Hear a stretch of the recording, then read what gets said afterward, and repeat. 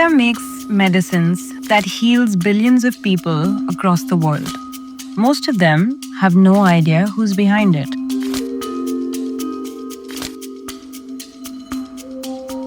After much demand, we brought together two of India's pharma giants, Dr. Reddy's and Mankind, to help you, the young entrepreneurs of this country, grasp the industry's nuances. Their products are household names, probably consumed by you at some time, and of course consumed by millions. So we decided to put a face to these stalwarts. So how do you talk yourself into it every day? Supposed to prove it to my family, to my brother, that I'm worth something. So the talk was only one that how can I make it to a level that I can start respecting myself. And I'm sure you've been through multiple phases of going through tough times. The biggest challenge I ever had was in our operations. This happened in the last decade, in the middle of the last decade around. We had safety incidents where people died, and that really shook me up and really put me in a deep state of depression. So that was a very difficult time for me. Reddy Pharmaceuticals is headed by G.V. Prasad and brings in roughly 3 billion in revenue. Mankind is led by Rajeev Juneja and his brother with an annual turnover of about 40,000 crores. With numbers like these, many would coast, but not Rajeev or GB. Their hunger keeps pushing the boundaries. Here's the thing nobody tells you. India is called the pharmacy of the world, but that's by volume. By revenue, we're barely a rounding error. We make the drugs, but someone else makes the money. So who and why? And more importantly, where does a 25-year-old find an opening in all of this? That's exactly what we asked. What is the business opportunity here? Can you guys think of anything else for the 25-year-old? There are 128 unicorns in India today. There is one in pharma drug innovation.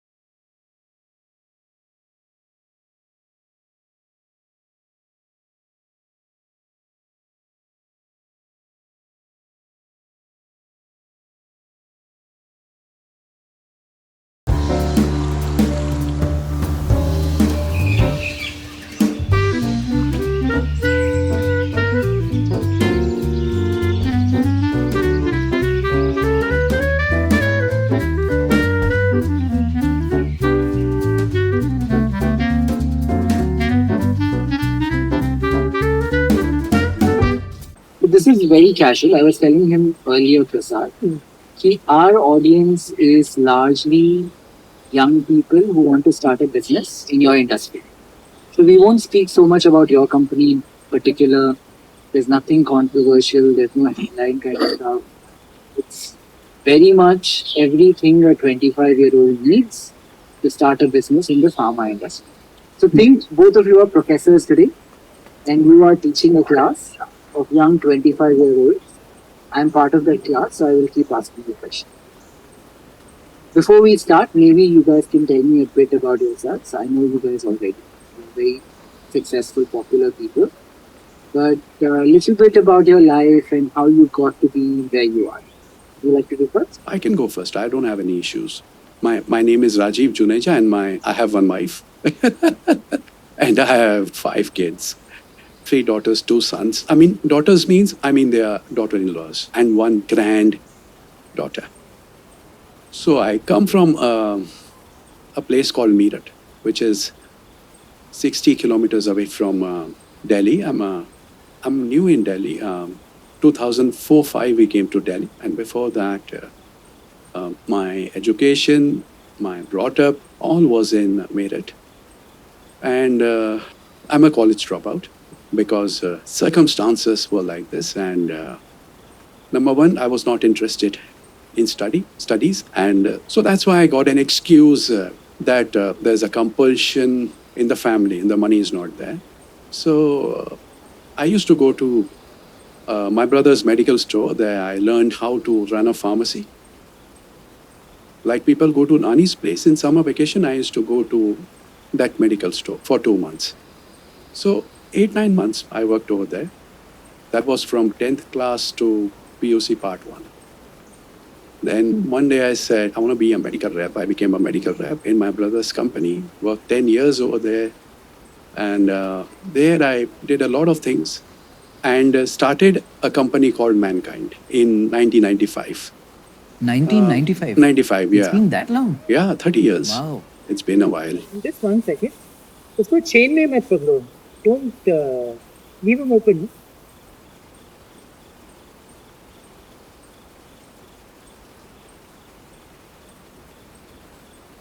I was telling him don't keep the chain. Okay, let's continue. Today, whatever Mankind is because of whatever I'll say, destiny dictates. How did it go from pharmaceuticals to what it is like? Like your experience of working in a pharmaceutical store and starting lines, what worked? See what basically happens in life, what you hate becomes a big lesson for you. I used to hate going to the pharmacy, cleaning, sweeping, buying goods from wholesale market. I mean, at the age when my friends were enjoying. So that was the lesson, how market really work, how sales reps, how companies, how doctors operate, how this market operates. I never knew that. And then I became a medical rep in every local kind of a company. It was local means in the sense that like black and white company. Not even colors were there in boxes and visual aids or literatures. So when you work in that kind of a company, if you will not become a brand yourself, company will not run. Where failure rate is 80-90%, every time just you become so thick-skinned, at the same time sensitive. I mean, it was somewhat oxymoron. Same time you are ziddy or thick-skinned, same time you are very, very sensitive. When you go through that kind of a phase, and these two enable that one time that company start, which was started with 69,000 rupees in 84, became Meerut's #1 company. We had beaten Glaxo, Cipla, any company, everybody, every company. Sheer hard work, that's it. I mean, हार नहीं मानी, करना ही करना है, choice ही कुछ नहीं है. Many of this kind of grit, something good really happens. We were almost Western UP's top 10 companies. And then some family separation was there. So me and my brother said, we'll start a new company, and we got 50 lakh rupees. And in those days, Besto Care was 10 crore revenue company. That's just a very peaceful partition, and we wanted to get away. Every learning was not in Mankind. Every learning happened during that time of huge struggle. What is Mankind today? Can you explain that as well? People who don't know. Mankind today is 4th largest pharma company. The revenue of more than 40,000 crore rupees. We are the company which operates in veterinary side as well. We operate in pet side as well. We are a OTC company as well. What's the biggest part of The Mankind? biggest part is pharma. Biggest parts, say 85% is pharma. But is there one particular product in there? Yeah. One product, which is quite a big one, is Tell Me Kind. It's for hypertension. 1,000 crore rupees. Yeah. Second brand would be Manforce. That's quite a known name. Condoms. Around together 600 crore rupees. That is what Mankind. Mankind is basically, people say it's a OTC kind of a company because of Manforce. But if you just look and go deeper down, it's a pharma company. Intentionally, we started OTC because we wanted to be known. When you start very small, we started from Meerut. And we are nothing. And we never ever started all India in one go. First, Western UP only. First made a try. And slowly and gradually, Eastern UP, then Haryana, then Punjab, basically evolved. Wherever we went, it's like we were a small company rising very fast. So after all this, what you basically see is respect, name. And how can you get the name? Then you come on television. How can you come on television? As a pharma company, you cannot come. So launch hua isi mein. Your OTC company would be there. In the end, your logo would be displayed. And we used to keep logo for a longer period. Otherwise, just generally it's half a second. We used to keep it for more than a second. That was the strategy. Magazines, newspaper, every place. So actually, we basically wanted to propagate Mankind all over India. Before Mankind is to be launched any place. South side, we were not there. We came to South 19 years back. We are 30 years old. But it was all gradual. We were not in a hurry. Our India was UP. Our India became Haryana and Punjab, and then UP. Our India, we never thought that India is one or focused. It was always very focused approach, deepest coverage. And he's a scientist. He's a different guy. He come from that top side of the pyramid of pharma, R&D and other things. I come always from... used to think of you guys like commandos. Come in and push forward all the competition aside and go ahead. I mean, we basically call ourselves, FMCG of pharma. So, I mean, we had nothing. Same branded, generic, 20 No, brands but you are are very there. unconventional. Yeah, How totally you there. got into the market, how you pushed out. Never followed anything of the industry. Never. Absolutely contrarian, 100%. And even right now, if everybody is doing something, I will not do. If something is, kuch to lafra hai. What are you most bullish about? Is it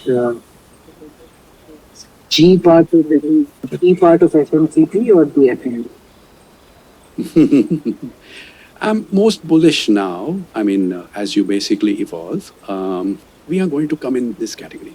In which category? In his category. These guys get very young, R&D guys. That's our next goal. And You guys interact like between first time I'm hearing him. Never. Wow. Should we go in and sit? There's mosquito time. In 15 minutes, there'll be mosquitoes.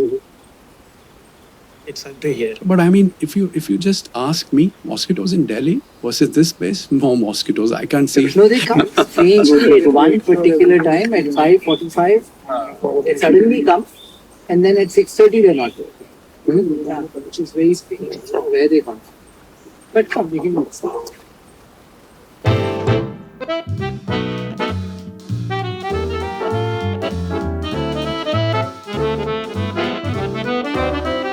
What's up? Change? Huh? Change?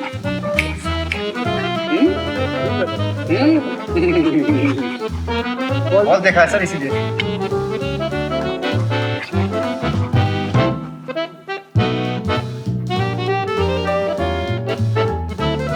So, for starters, I wanted to understand what did your first day in pharma look like? Nervous, bad, very bad. I ran away. I lied to my brother that I worked because I had no confidence in meeting, going in a medical college. That was the first day. What did your 1980s look like?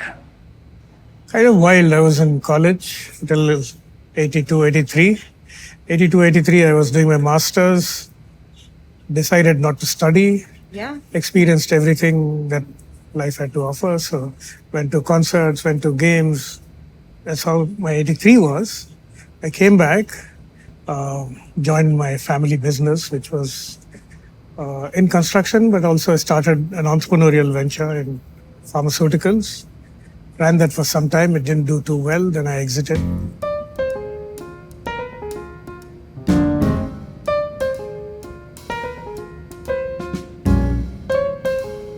And what is something in pharma that you have seen from 1980s to now that has changed so significantly in India? I think, when we started our business, you just had to make the product to make money. Now we have to be very good, excellent, highly competitive. The business has become very crowded. There are not many people here, and the whole thing has scaled.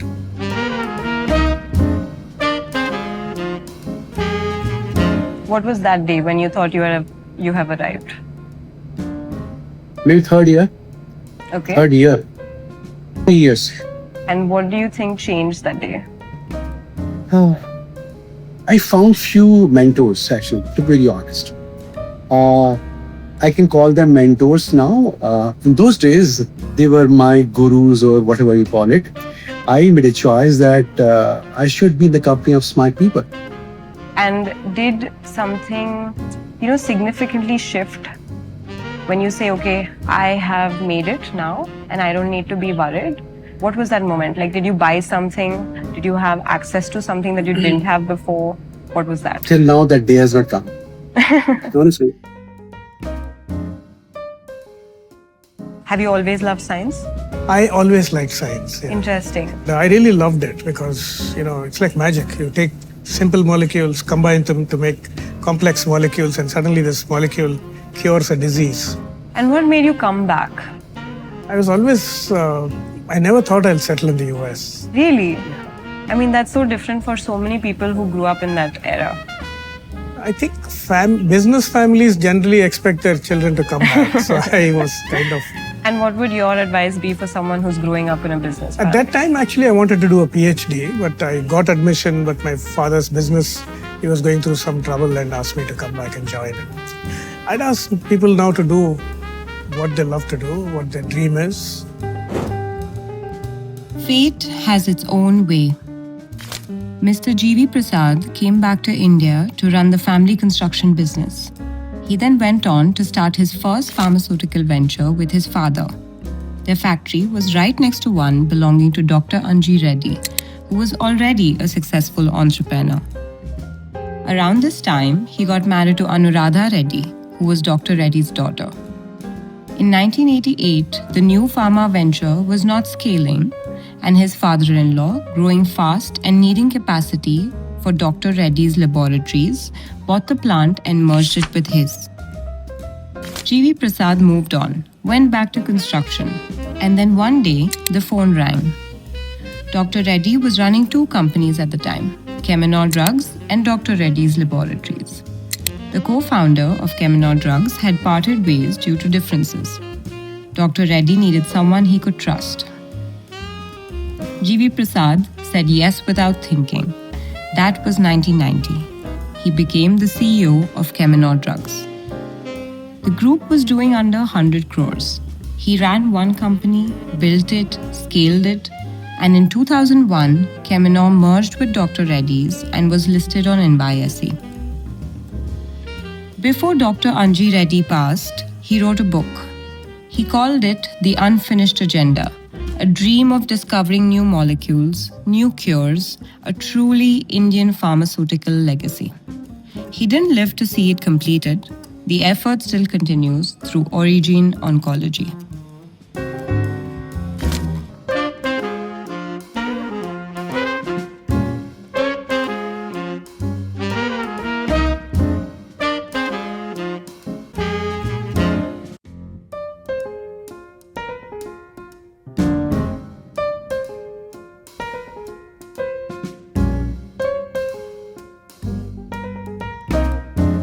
We'll sit at the table so we get light. Yes, sir. So what would you say is the one differentiating advice that you would give to someone who's building in this space? In now? pharma, Yeah. I'd say be careful which part of the business you're entering. Enter a space where there is room to play, grow, and mistakes can be tolerated. Focus on where your strength lies, where your competitive advantage will be, what problem that you're solving in a unique way, and get into that. Think through all this before you jump in.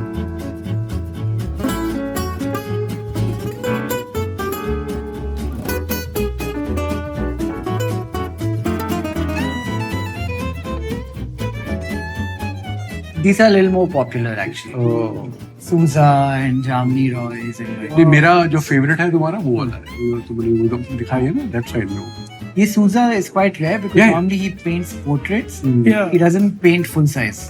It's very interesting because you look at somebody who's like a handicapped man being carried, then you look at the man carrying the handicapped person is also handicapped. It's kind of saying to society that people who look strong are also handicapped. He's a quite popular one, no? So there's known. These are all popular. Sousa, Jamni Roy, Tariffs. Vaikuntham. Vaikuntham. Vaikuntham is my city. That is the Last Supper, Ah. but all the characters have been changed to artists. Oh, really? Yeah. Huh? Yeah. So you see M.F. Hussain, you see Dali. You How see, come? Oh, really? yeah. This is very interesting. Dali is in this end. Yeah. There's Rembrandt, there's Van Gogh, there's Andy Warhol. It's a paint or what? No, it's a paint. It's that graphite pencil. Who's the guy who just did this? Again This from is Baroda. Jamni Roy, right? अच्छा, Yeah. ये भी बहुत Yeah, सुंदर that's है आपका। Jamni. Very good. Who is बहुत this? सुंदर है। These are Italian painter from 300 years ago, 1700s. He's a master, but his name is not attributed. It's like an unverified one. That one Kiran gave me actually. Which one? This one? Yeah, Or this one? the one about. So Kiran's husband. Looks like an Irish one. Correct. So John, Yeah, John's. Yeah. this is from somewhere near John's house. If you just look at the paintings and if nobody tells you who's the artist, what is the meaning, then just A blank canvas is great.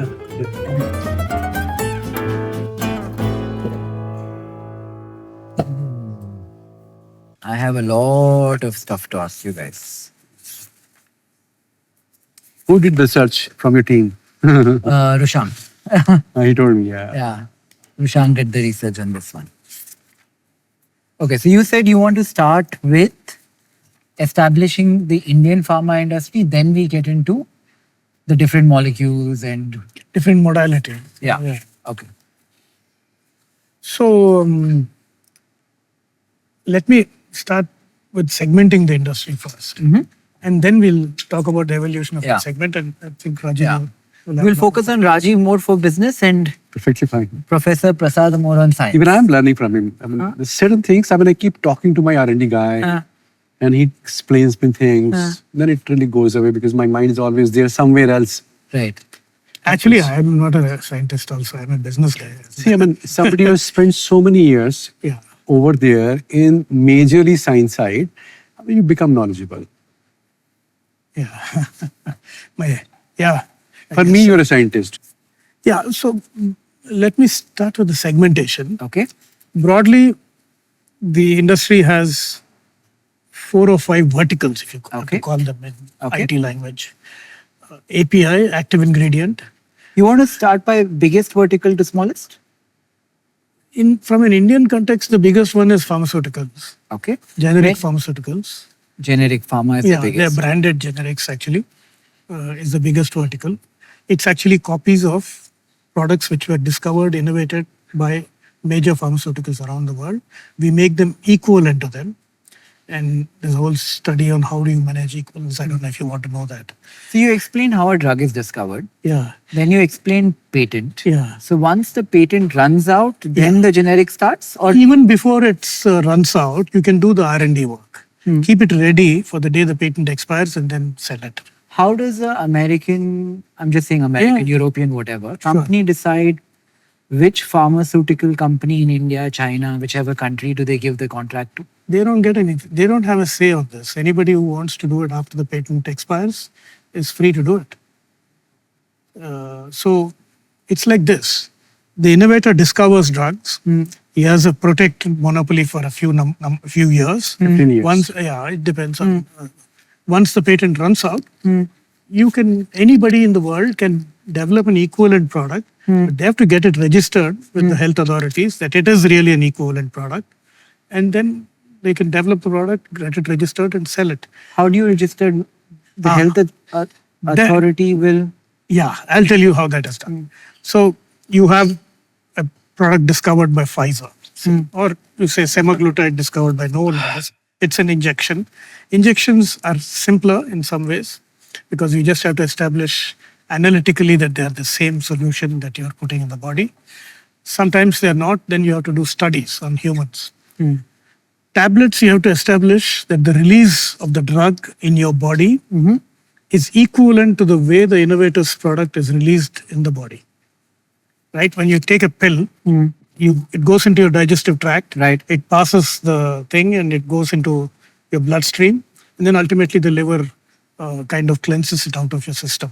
But in this interim, the blood takes it to where it's supposed to go. And the ingredient acts on the cells that it needs to act and cures your disease. It's like a lock and key.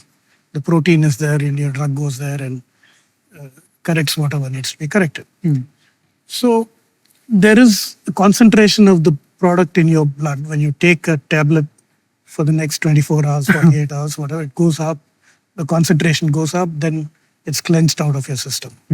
So this is called the concentration curve. You have to match that.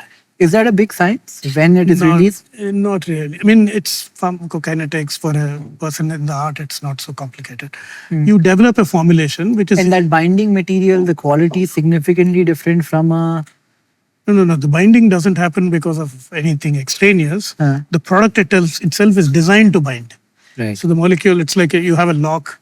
It's a key which goes in and turns. Right. Then what, like say for example, there is one drug which should dissolve after, I don't know, like 30 seconds, one more after 3 minutes. So what changes that? The way you formulate the product, the quality of the characteristics of the substance and the way you formulate it, how you make a tablet. Right. How do you make it, with what you make it. Active ingredient is one part of it. Then you have inactive ingredients, you have fillers, you have promoters, all those things which help the product dissolve in your body and act in your body in the right way. Right. So let me just simplify this in the sense of what is a generic for you. So you have a tablet you take and it works for you. Right. This is innovated by Pfizer. Say. Now Mankind or Dr. Reddy's want to make the generic and launch it in India. There are significantly Another lower question before you go on. Yeah. Till the patent has run out, does Pfizer even during that time think that, okay, I can go to a Mankind or Dr. Reddy and they'll make it for cheaper. Why should I make it myself? See, the cost of production is not material during the patent time. Right. So they don't. 3%, 4%. So they make it themselves. But sometimes what happens, if a local company has more marketing muscles, They may they partner. offer in license. Yes. They say, we give you, we also promote, and you also promote. So Mankind we is have done very many, good many in, times. say, some Right. therapeutic area. They'll say, let's Yeah. have them promote our product. Right. And the co-promotion, licensing, various models exist. But coming back to the product of what is a generic, you can develop the pill Right. so that it releases in the same way Right. as the innovator's product does, Right. within a margin of 20%. Right. So if it's X milligrams has dissolved in your body over the 8 hours, it should be within 20% of that 8 hours, and the concentration also should be within that 20%, plus or minus. Another question. When I buy a tablet in the US, it could be paracetamol, and I buy a tablet in India, why do I feel like the US one works better? I don't think that should. That's subjective. The irony basically is what? That 40-50% All of them are drugs made what you from buy India. over there are manufactured here. Yeah. Indian companies. But yes, I mean, regulatory norms are very stringent when you export to US. I mean, one thing basically which I know actually, when you basically make a drug, the regulator says that if these impurities are 1 or 2%, it's fine. For example, you say it is 100 milligram tablet. So it is actually the API purity is 98 98.9% or 99.5%. Correct? That means what is 0.5%? These are impurities. In US, the regulator says it should be 99.8%. In India, it's all right. No, Right? I wouldn't agree with that. No, really? The standards are the same everywhere. How they're enforced are different. I think the standard of Indian regulators limits on impurities are perfectly fine. In India side, you'll always find in tablets and capsules in medicine, overage is always there. Yeah. That means it is not 100, it is 100 some milligram. Yeah. It is what actually? So that the excipient quantity should be that much. So that when potency loss is there, after 6 months, 1 year, 2 years, expiry date comes, it does not get below that particular level where the laboratory fails it, government laboratory fails it. Are the expiry dates shorter in the US? Like if something is not sold for a certain... There's a rigid science behind the life cycle of a product, and more or less anywhere in the world you have the same standards. Like I take supplements, okay? Yeah. Like I take everything from magnesium to sleeping to omega-3 and all of that. If the bottle is 6 months old versus fresh, there is a difference. See, supplements are not well regulated. Right. So you're better off taking from a good brand who has good internal quality systems than rely on a regulatory system to do this. But does it deteriorate in terms of efficacy inside a bottle? Every product degrades. Right. There's something called a stability program we run for every product we sell. Every batch we sell, we retain a part of it to study how it's behaving over the life cycle. And if there is a problem, we recall it. Right. That's a quality system, all of us. But any drug you buy anywhere in the world, the expiry date is minimum 12 months. Minimum, I'm just saying. So I mean, after that, it comes to a level when that quantity becomes less than what basically is being passed by the regulator. Is it right or not? See, it depends on the molecules.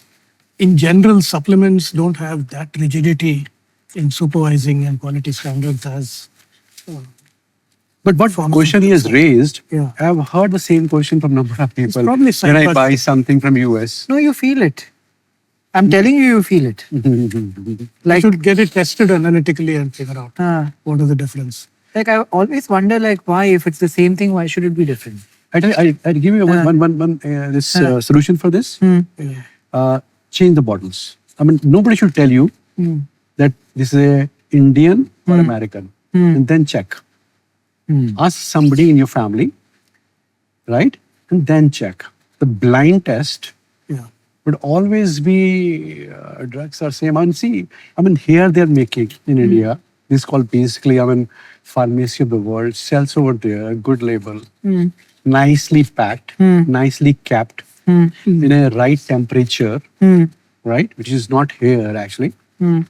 So, plus some, आज भी हमारे दिमाग में पुराना है ना कि foreign country No, you things may, are be, better. you may be right. There must be a certain brand you have that experience with.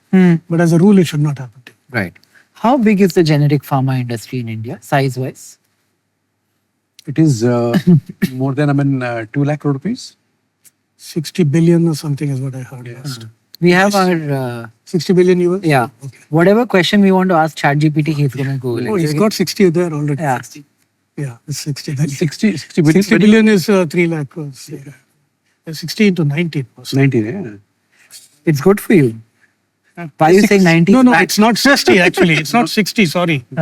The 60 has come down now because the money we get is in rupees. Right. So when it was say, 65, when it was 80 or so, it was 60 billion.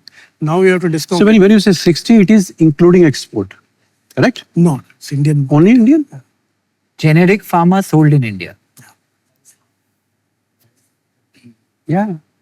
It is less. Yeah, maybe. It is when you 30 billion is probably correct. Yeah. So let's say 60 billion total, 30 billion Indian. 30 billion India Yeah. and 30 billion foreign export. Yeah. Yeah, that sounds. What pace is this industry growing at?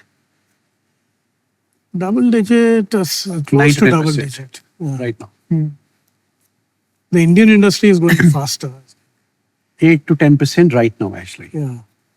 And most of this generic pharma market share is between 30-40 companies In the world, in India. in India, Top 50 companies have a share of more than approximately 80%, 75-80%.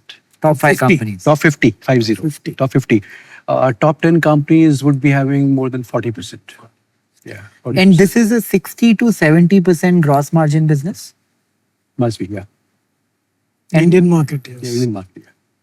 And the international market? It's molecule specific. The branded markets are more attractive. The commodity markets give you growth, value, inflection very fast, but the margins are lower. And EBITDA is about 22 to 25%. 20 plus. Yeah.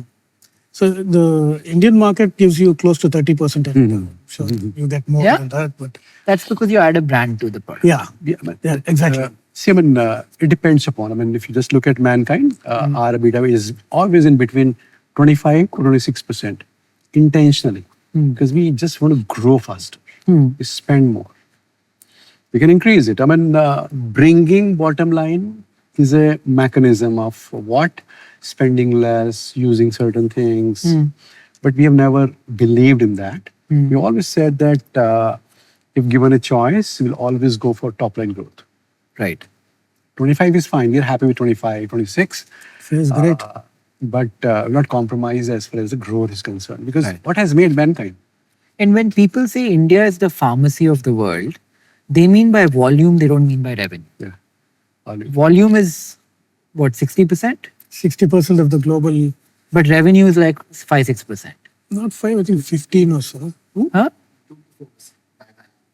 By value. Say approximately 5%. Or 5%, yeah. Why is that? Even Because we are in the generic industry. We are not the pharmacy of the world. We are the generic pharmacy of the world. We sell generics largely. And there the pricing is much, much lower. Over there, I mean, who Just for- makes the money? Yeah. The pharmacies. yeah, Yeah. All grains of the world. So in the US, the innovator price, if it's 100, post patent expiry, if there are more than 5 players, the price falls to north of, the discount falls north of 95%. Can be sometimes 1%, 2% of the innovator's price. So that's the value difference. We play in that part of the world, whereas they are on the premium pricing. when you're selling generic also, there's a brand attached to it. Yeah. Even for generic. What our research was saying is, say for example, Dr. Reddy's in many companies would have tie-ups with doctors and specialists in tier 1 cities, and Mankind kind of penetrated the tier 2 and 3 cities. How big a part do the doctors play in the value chain of figuring out what pharmaceutical company do they buy their generic drugs from? In India, first of all, you're supposed to understand that, 95% products are branded generic. For example- 95%. For example? Take any.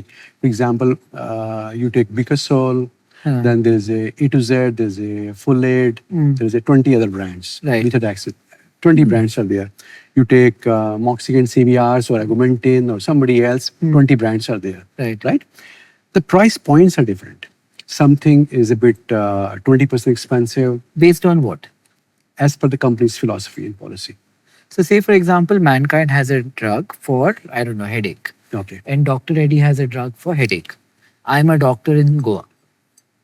Now, how do I decide whether I prescribe your drug or his drug?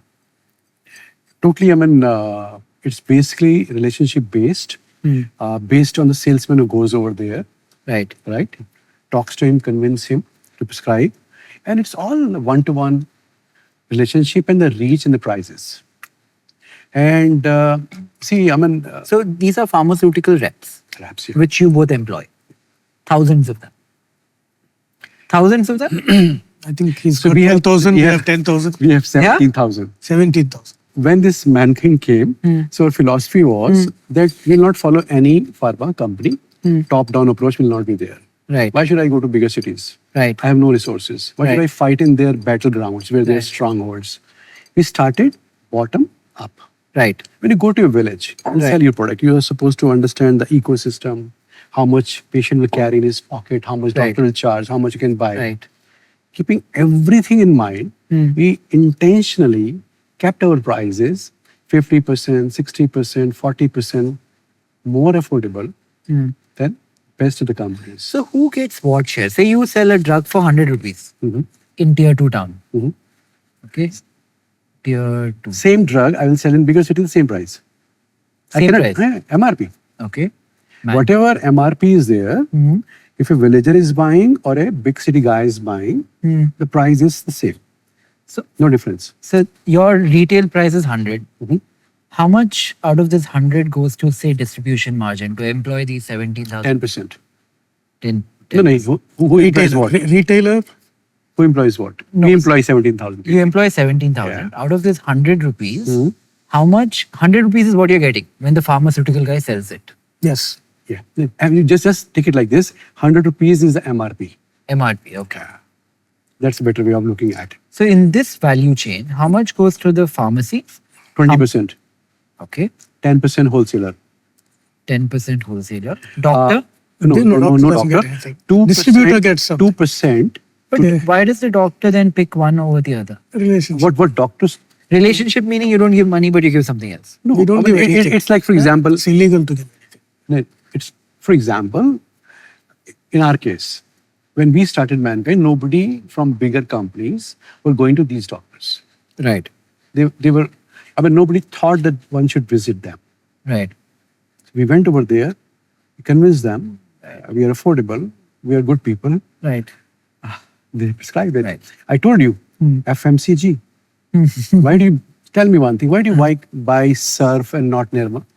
Yeah, Or brand. why a ghadi is being sold more in smaller towns? But we're almost talking, why does a doctor sell Nirma versus Surf? See, the point basically is what doctor is a human being. Na? So, Somebody goes twice a month to you, wait for you, meet you, request you. It's all about that only. But what is the balance? Okay, doctor, let's assume nothing. Nothing, yeah. Pharmacy 20. Mhm. Wholesaler Distributor- 10. Distributor does what? 2-3%. Takes from you and 2-3%. he the takes from you to the pharmacy. he does to the through Reverse. the- 100, then 80, then 10% less is 72, then 2% less is wholesale. See, this wholesaler delivers to the pharmacies. Yeah. He has a group of pharmacies he'll send to. Okay. This guy is a much larger territory. He'll keep the stock, take it here, and then this guy takes it here. And distributor makes 3-4%. Distributor is like a depot or C&F, carrying and C&F. forwarding agent. Right. Yeah. Right. Distributor is that. Stockist is wholesaler. I'm a Right. wholesaler. Right. I get 10%. I Right. supply to every pharmacy. Sometimes I give deliveries to the same pharmacy 2 times a day. 2 times a day, 3 times a day. Right. I have my boys, they supply. Right. This is my job. And distributor for doing this job gets how much? 10%. 10%. Wholesaler? Wholesaler is distributor. Wholesaler is Wholesaler, distributor, whatever you call it. Sorry for Okay. that. Three things are there. C&F is a C&F, depot, super stock is whatever you call it. So out of 100, you're left with 70. 68, 60 66 or something. Okay. And then in the 60, you have to pay the salary of these 17,000 pharmaceutical reps. Their managers, their senior managers, and everybody in marketing side, everything. How much does it cost you to make the drug? Depends upon. For example, if I say that if the gross margin is say 65%, so rest you can say 35 yeah. rupees. 25. 25 to 35 rupees to make the drug. Plus, don't forget that apart from this, there are certain schemes which every pharma company keeps running actually. Like Apollo, I buy from Apollo, they have some points and all. No, see, since the coming of online pharmacies, Huh. we started giving 10%, 5% kind of discounts, Hmm. right? So the same customer now goes to a medical store, right? And says, give me discount. So he demands from the company, how come? Right? Online has a different model. So companies started giving 10% and 5% and 15% kind of Right. schemes to these medical stores. Funny story, when I was 17 years old, I started a pharmacy store. Really? Yeah. I had 2 shops, one pharmacy, one So you must be quite aware about laundry these shop. things. Yeah. But I'm talking 22 years ago. Yeah. Even 22 years But I back. remember even back then, the highest margins were in some of your products, like condoms and stuff. Just to give, We made everybody happy. yeah, I used to pay rent to be displayed. Like, I used to pay 10% of my shop's rent. My rent was some 10,000 rupees. Like, I think 2,000 rupees used to come from displaying. We've always been like that. Give to everybody and make everybody happy. See, I mean, point is what? You want to grow very fast. You're supposed to really capture the imagination of the consumer, customer. How can you do that? Yeah. We thought like that. In this, I have a question now. Is online pharmacy a good business idea? Speaking up, it's still not, I think, Will it kill retail pharmacies like Amazon did? I'm not sure, but I think certain category of products will, even this quick commerce people are delivering medicines now, like Zepto. If that like they have a doctor call you up, 80 rupees doctor consultation, and then they send you the medicine. Is that legal? I mean, this basically is curving the rule actually. As per the law, without doctor's consent, prescription, you cannot sell. So, for example, if I go to online pharmacy and says that I need this, so they have a doctor, will talk to the patient, write the same medicine, sell it. Right. Yeah, but I'll tell you why it's legal. Online consultation is legal. So what they are essentially doing is an online consultation to But them. Prasad, for example, I'm a doctor, I have written, you, right? You go to an online pharmacy, then. So if you have the prescription, that's just all right, upload yeah. it. Then they'll give it to you. Then send it to you. So, to our audience, you think, is this an opportunity? Is retail pharmacy or online pharmacy a business opportunity that's worthwhile? No? You need to have very deep pockets for that. Just think, if you're selling online, why somebody will buy your product? Are you giving cheaper? Then? Maybe I'm in their area and I can give them fast. The online thing is cheaper than a pharmacy. Medicine, they give a discount. I'm a nearby chemist. I can give you just, I'm one phone call away because these local chemists have become very active now. Right. One phone call away, they supply the things, which was not there. And they give you discount as well. But phone call is still an effort, like quick commerce. You call a kirana shop also, he'll send you. But people go on the app and press the buttons. Is easier to pick 10 things than talking to somebody. Some people, I mean, at a different level, I mean, a small scale, have started this kind of apps. I'm not saying, I mean, like, for example, any startup. They've started this. Tata 1mg is the biggest now. They are big companies, but I'm talking about, I mean, at local level as well. Small RAM agencies have, for example, I'm just giving a name, hypothetical name, 50 chemist, and he has started his own, and he is basically, I mean, spreading his app everywhere. Right. This is also happening. But you're saying there's not really a big Quite tough opportunity. But, Anywhere else in this value chain, distributor, wholesaler, are these businesses a 25-year-old can enter or probably not? They're all very mature businesses, Right. well established, Right. difficult to disrupt them. Right. So there's not much There's not technology. See, if you So basically the online business can happen, but there you require huge amount of capital. It's not a 25-year-old job. Tata 1mg is still not profitable. Pharmacy has raised 800 crores. Yeah. just think You from need that kind of capital. Yeah. think from a different angle, right? Don't come in this particular line. For example, I'm a young guy. I mean, I know this technology, IT savvy. I start selling something else, which is not medicinal. For example, supplements. For example, vitamins. But that's too crowded now. Absolutely, Everything. Everything is too crowded till somebody breaks it, cracks it. How can they break it? For example, I mean, see, nowadays you must have seen all of it. Magnesium has become flavor, right? 5x, everybody puts 5x, 10x, 20x. But somebody started first. I mean, somebody started dispersible tablets because now cost is not the most important thing in this Gen Z crowd. I mean, for example, this youth. Well, if somebody is concerned about his health, he wants a flavor, he wants a good looking tablet, capsules. I mean, see, the point is not bringing the same thing in the same packaging in the same manner, in the same formulation. The point is making it very attractive in such a manner that you end up buying it. You become a brand. Yeah, you become a brand. It's like that only. I mean, Like in a way, Bold Care kind of started from yeah, that. that's the example. Are you interested in buying Bold Care? No, we have our own man force. Right. We got many opportunities of buying different condom brands, but man force is man force. Right. Nice name, I think. Man Force.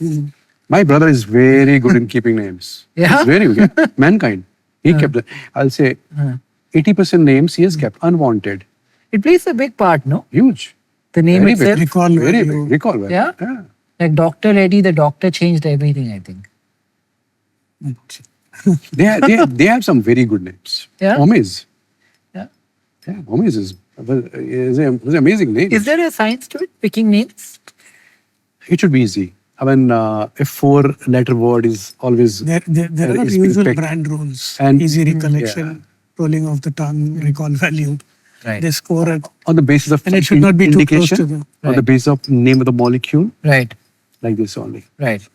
Now, hospitals, where do they play a part in it? How many doctors are individual in India and how many are behind a hospital?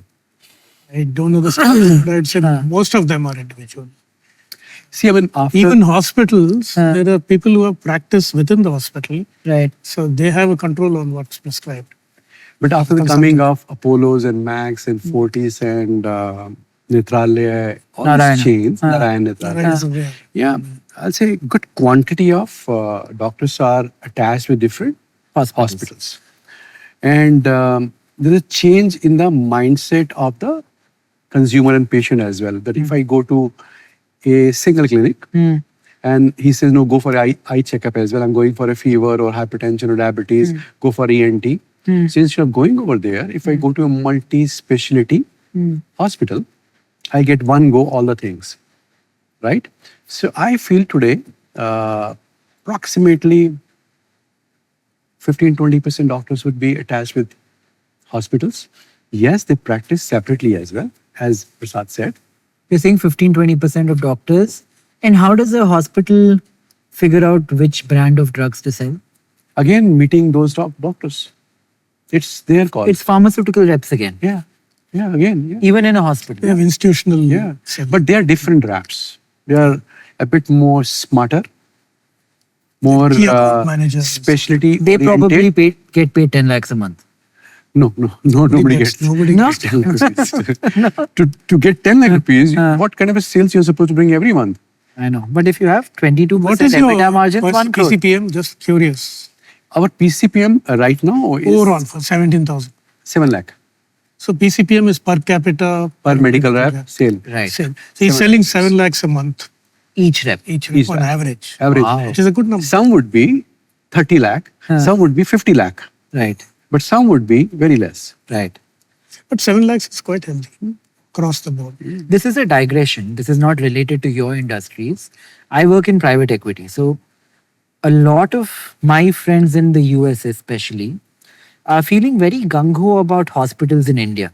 Yeah. They're buying many small hospitals, Consolidating. aggregating them, putting a brand behind them. You've seen Max, Manipal's IPO is coming up. These are also friends of mine, the hospital owners. And they have multiples of 80, 90. That's my question. Is that justified? If you buy a hospital individually on the something in this locality, you're probably able to buy it at 5 to 10 times EBITDA. Yeah. But once it's listed, it suddenly has a multiple of 80, 90 once a brand is attached. How do you see that business? See, I mean, See, to justify 80, 90, just calculate how much they have to grow at. Yeah. The market is underserved, no doubt about it. But insurance is not well developed. The people coming in largely are under the government schemes, which puts a cap on earnings. So for growth, you have to keep adding beds. And you see that. Everybody says we are adding 1,000 beds, we are adding 500. But they have this logic, no? They say in the US, for every 3 people, there is a bed. In India, for every 100 It's an people, there is underserved a market, bed. I agree. But it's like everything else. then we To say when go at somebody 18, buys 90. a unorganized or a one-off one hospital which is not really running at the best level, Right. excellent level. Right. I mean, they will bring different processes. They will add some pharmacy. They will negotiate better prices of the pharmacy with the companies. They will negotiate better prices with whatever is being used in the OT. So they can bring some kind of excellence over there by bringing systems. At the same time, once something has a brand attached, so validation is always there. Right. Right. So big doctor can be brought. The doctor who has a name. He can be visiting faculty as well. Right. All sort of things can be done, and that's a flavor right now. Right. Because you start controlling not only the pharmacy, doctors, everything you start controlling. Right. At the same time, what happens, all the government schemes which says that you're supposed to go for a one-day admission, then you get this, Right. right? They get the benefit of that as well. So better, I'll say, better management. But do you think if I'm a stock investor or I'm a private equity fund, do you think I should buy a hospital at 80? What's your answer? You know it very well. People are buying. Let people buy, but what is your answer? I don't know. I'm conflicted because 80 times sounds bad, but these guys are growing at 20%. But does 20% give you an 80 multiple 20%, consistently? Does? 20, I 25%. don't know the equation, but I yeah. See, the multiple in Struggle. 1 year is down from 80 to 60, 64. I think it's a very line- difficult game to scale because it's a real estate play at the end of the day. Yeah. It's a huge amount of The line he said is that India is underserved is absolutely correct. I mean, if you just look at the difference between a hotel, right, rooms, all sort of thing, kitchen, other things, versus a hospital, right? How much money you earn? Per room charges. And again, the point, I forgot one point. If I take a deluxe room, so my prices in OT, prices everywhere are It'll be different. different. Yeah, I found that. I was in the hospital recently. If you take the best room, you pay more. Yeah. double. Yeah. Like from tablet to injection to everything is double. So those sort of things are there. I mean, if The other thing is hospitals, the demand curve is not very elastic. So if you have a doctor, you'll go back to him again and again. Yeah. And if he changes his hospital, you'll go to him in another hospital. Correct. So, but it's some complex hospitals business. have really changed this particular trend. Some people have done it. I mean, every time you cannot buy a new hospital and bring a best doctor. Not possible. But I mean, he can be the best visiting doctor. hospital, if you take any chain, the hospital which delivers the maximum revenue per bed will be the one where the stars are. The star doctors. Yeah. Or the founder is there. So for example, you take Narayan Hridayalaya, where Devi Shetty is there, you'll get the best rate. But take the max. Actually, they are not expensive. Strangely enough, Narayana is still at 35 times. Not expensive, but that's where the revenue will be higher. Yeah. Sam, just give me that machar ka bat. No, there's one fly. I'm going to kill it. Yeah, It's annoying. flies are difficult to catch. No, with that mosquito bat, I love doing it. It's a hobby of mine. Mosquitoes are relatively lazy. The fly is very fast. It's almost जो like a मच्छर के पास रहते हैं उनको अच्छा लगता है. it's almost like a recreational activity for me. I'll go chasing mosquitoes and killing. My son gets up at 3 o'clock in the night and starts catching machhar. But killing them is satisfying. No? So you're an animal lover.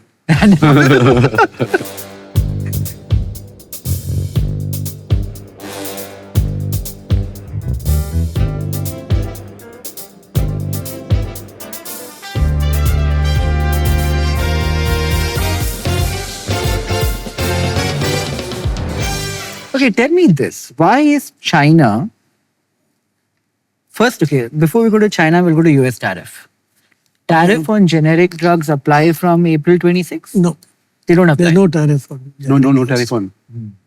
Essential Commodity Act. Okay. So China and India are at par if they are selling in America. So there are innovator Right. products. If they're made in India, there's a 100% tariff on them. Really? Yeah. So if you innovate and we are build asking a the- drug in India, you pay. No, if you're selling it to the US and it's an innovator drug, not a generic drug, and it's not manufactured in the US, it's manufactured in India, there is a likelihood of 100% tariff on them. So this affects our CDMO industry, the contract development manufacturing. Yeah, I think we'll come to that CDMO. That's Yeah. also interesting. Yeah. And government has started these pharmacies, which are government. Jan Aushadhi, Yeah. Is that a big deal? it's in the long run, if it's going to erode the brand, anything, it's very healthy for the pharmaceutical industry. It must have impacted a lot in smaller towns. Please. We, if today the growth is say 8 to 10%, had these Jan Aushadhi would not be there, the growth would have been much better. Yeah? Yeah. How much are they selling, Jan Aushadhi? At a very low price. No, value, Volume? how much? Not so See, much. point basically, I feel, not more than, it's a rough kind of estimate, 4,000-5,000? Yeah. Even lesser than this. The reason is there. But the Because if value, you sell something at a very cheap price, to run that Jan Aushadhi is a problem. If your daily sale is, say, for example, 2,000 rupees, what will you earn out of that? You need to have at least 50,000, 1 lakh rupees sales daily. Then you earn 10%. In Jan Aushadhi, the profit margin for the person who's running is also very low. One, the MRP is low. The second, you sell huge quantity, but the value per se is less, and percentage to that guy is also less. The Jan Aushadhi stores are being run via capitalism. Is he looking to make a profit, or is it like a government scheme? The government is not running that only. The government has given to somebody. Right. Somebody who is a businessman. So the businessman is trying to make money from it.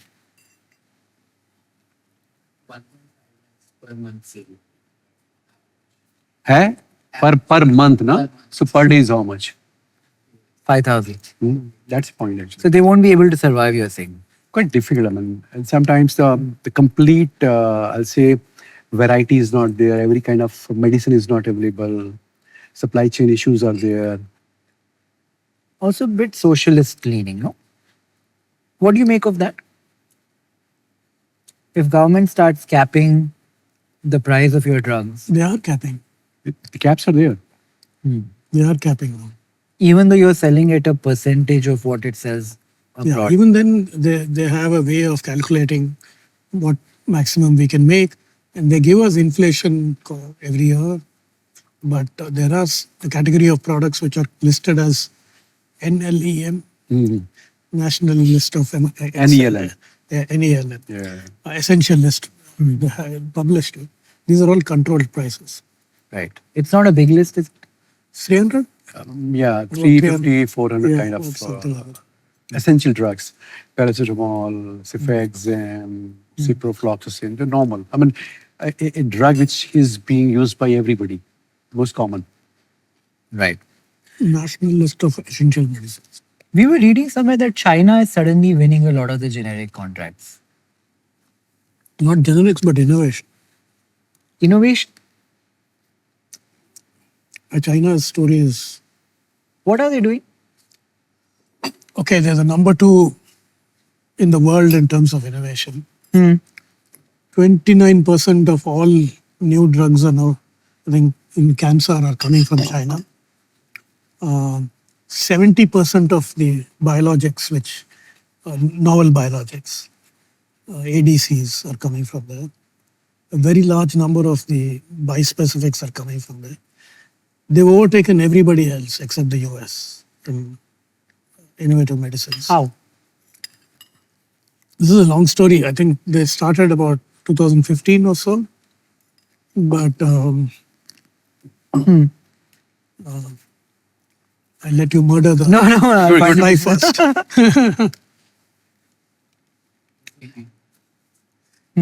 So China, as you know, they're a force in about 8 or 9 industries. They chose to become leaders at. You'll never get a fly. Fly is not easy. So they did that in biotechnology. Yeah. So there's a national fund, there's non-dilutive financing, the stock market recognizes the value of innovation, there's a home market for innovation. So they created an entire ecosystem for innovation. How do they do that? I've seen them do this in so many industries. Yeah, so they have their playbook for this. I think they get talent back.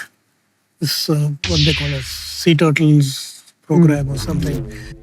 VC, venture capital funding. There is... This is crazy, huh? fly is not easy to kill. Mosquitoes are different. We'll keep it here. Species, but Let's see if the fly is smart enough to recognize the weapon. that's your hope. It's very irritating. No, my wife does this with mosquitoes, but fly is impossible. Yeah, that's right. It's having a salad.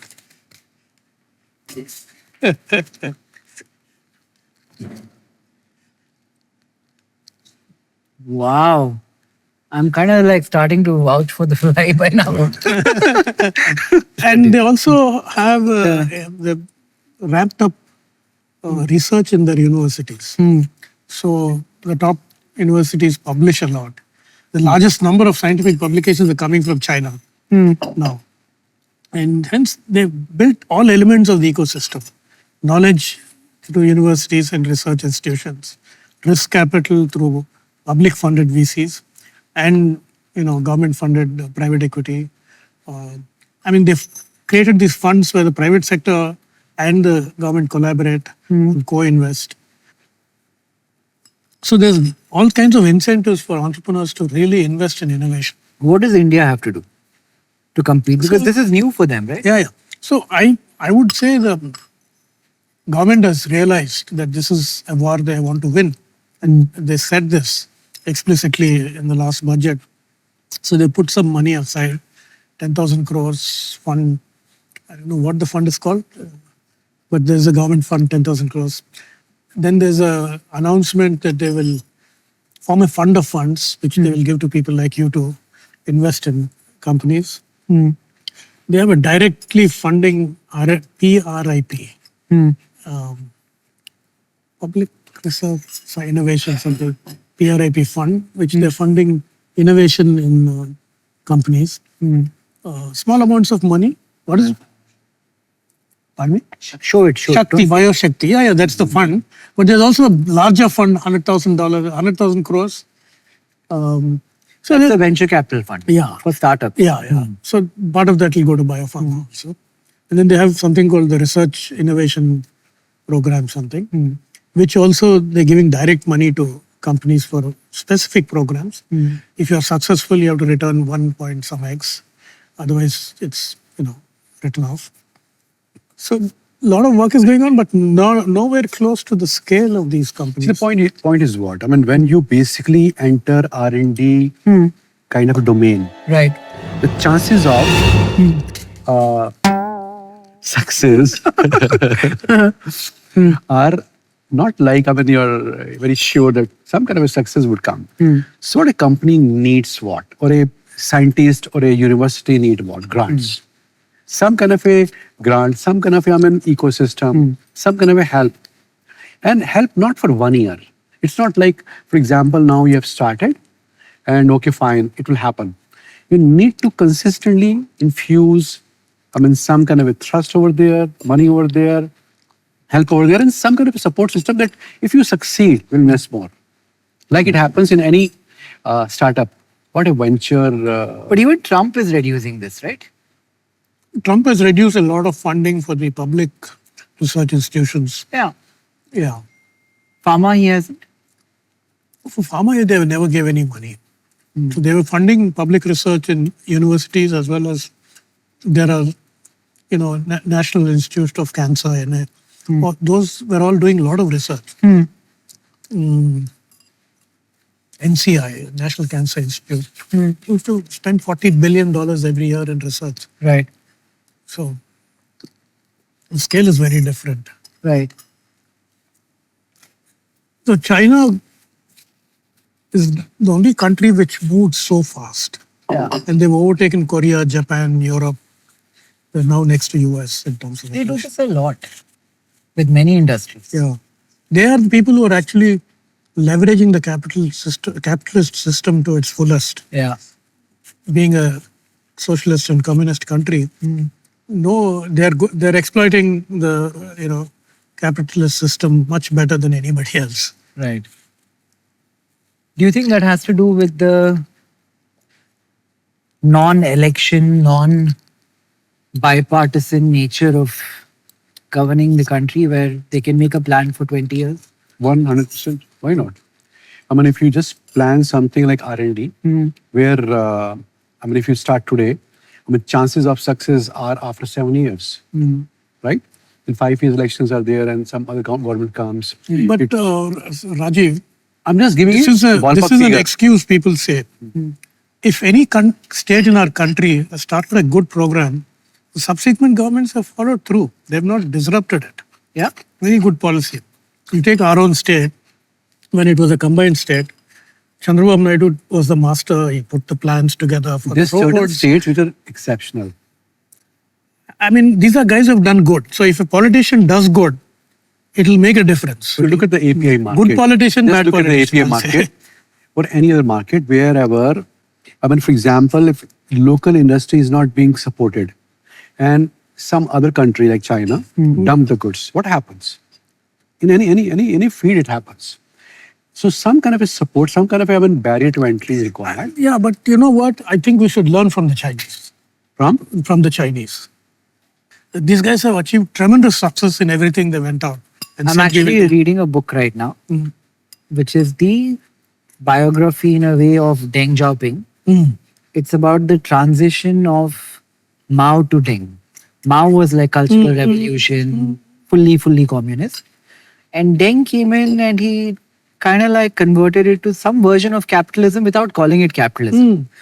If I have to market system, whatever. If I have to pick one lesson from what China did right, is every state, every mayor competed with the mayor of his neighboring state. It was a meritocracy. Yeah. The mayor was in a meritocracy. If he didn't do well, he wouldn't progress. Correct. The mayor of Shanghai, goes to Beijing only if he does a great job in Shanghai. So, do you think same thing here? We should. I mean, there are many ideas we can pick from this whole, the way the Chinese have moved in the last 15, 20 years. It's mind-boggling in every field, not just our field. You take EVs, you take... I was there in China last January, and I was totally amazed to see the kind of ecosystem they have built up. Yeah. I feel the day is not very far. He will agree with me that definitely overtake US. Yeah. They're not competing with us. They're competing with the US. Yeah. That sort of a speed and I'll say support and mindset and talent. What he said in the starting that they brought talent here. But why talent would come from US? Why he will leave? Because if you give that talent a chance to become an entrepreneur and government supports you in that, it does not happen. Some kind of a support system is required. Some kind of a backing is required. Money, resources, and also, I'll say that I'm with you. Yeah. You're doing a good job for the country. When something of this sort happens, these are really very impressive things. He carries that particular emotion in his heart. No, I'm a great admirer of what they've done. You see the quality of the stuff in our own industry. Yeah. In 25 years ago, when we started seeing them come in with low-cost API, low-cost. These guys, how do they make money? How will they survive? They'll go away from business. This was what we were saying. Prasad, how you think that API industry of India has been killed by China? They've not been killed, by the way. I'm not going to buy that argument also. I think Indians still lead. And I'll tell you why we lead and how we lead. They're not playing the API game. They're selling these cheap intermediates to us. We convert them into API. We make more money than them. So that I don't think is a problem. The problem we saw is we didn't read them well. They were selling us this low-cost materials. We thought, oh, these guys won't survive. The government is subsidizing. When the power prices go up, they will run out of business. But they were playing a long game. They were just playing one by one. They didn't want to compete with us on the API, generic API or the generic business. They wanted to go to the highest end of the value chain. for which they put all the blocks.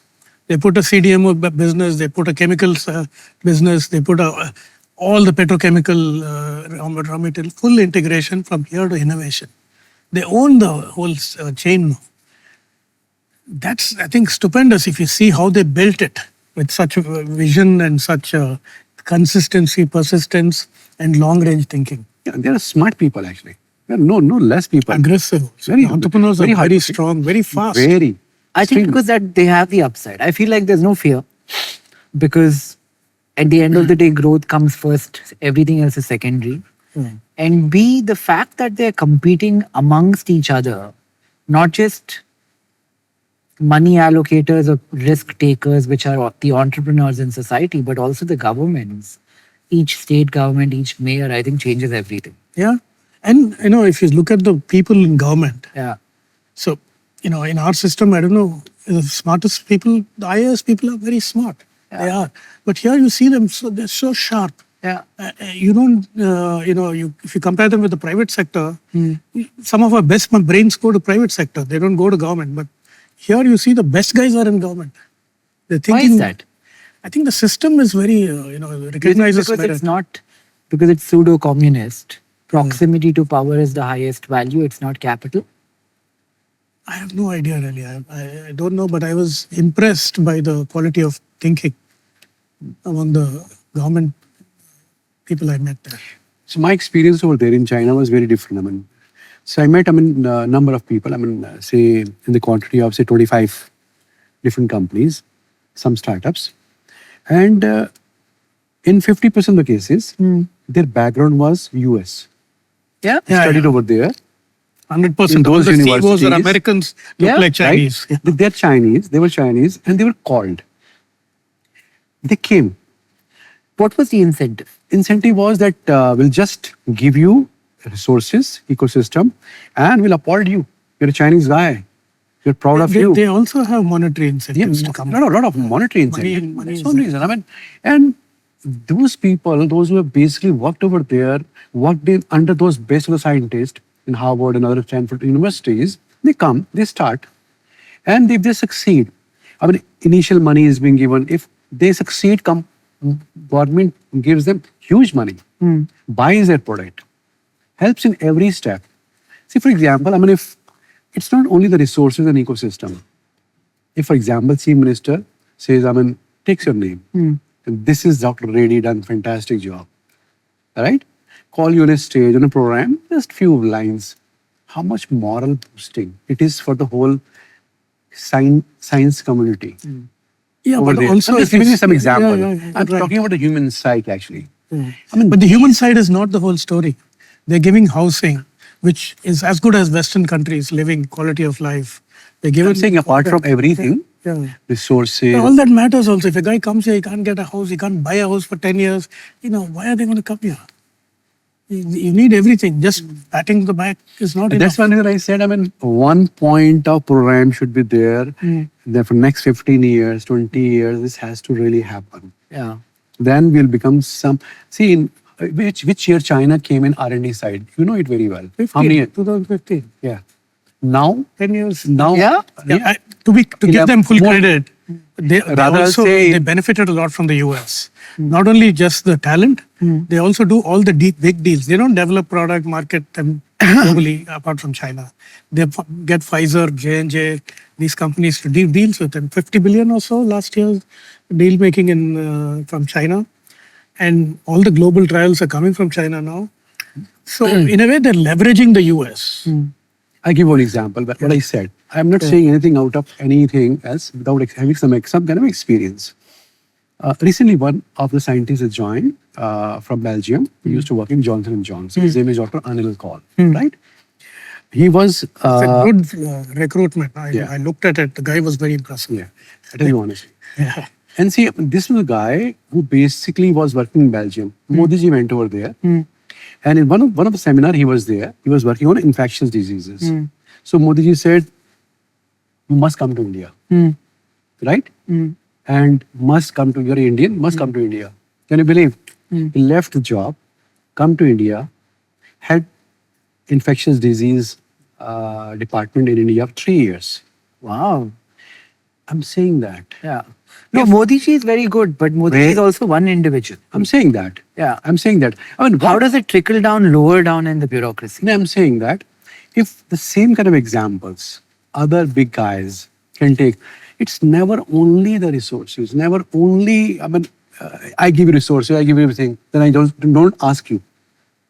I need to ask you, I need to, if I come to you and take your name and say what's the progress, the big guy is asking, something happens. Yeah. It's a combination of things. We I- all seek validation. I agree with you, and I would build on top of that. I feel like you have to eliminate fear. Yeah. India has too much fear in entrepreneurship where everybody is worried about this agency, that tax, this red tape. That has to structurally go away. Like you have to be like, okay, net, is this helping or is this hurting? Sure, there are bad actors who should be punished and all of that, but the question should be net, are they inculcating fear or are they encouraging industry to do more? That is what I'm saying. Yeah. I mean, if somebody has done a innocent mistake, Yeah. understand. Don't go by I'll say the lines, see the intentions. I mean, we all understand all these things. Smart people know it very well. We are planning to go to China in June. We are hoping to do what China did to somebody in India to China. Let's see.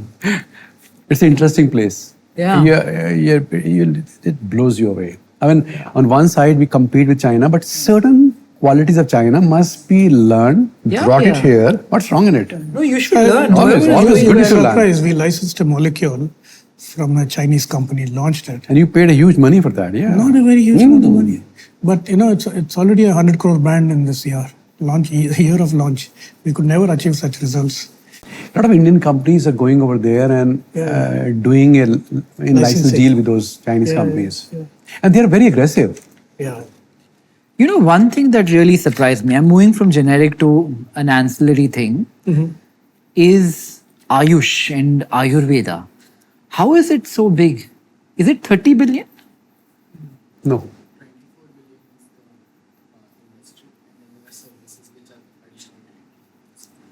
How can it be that big?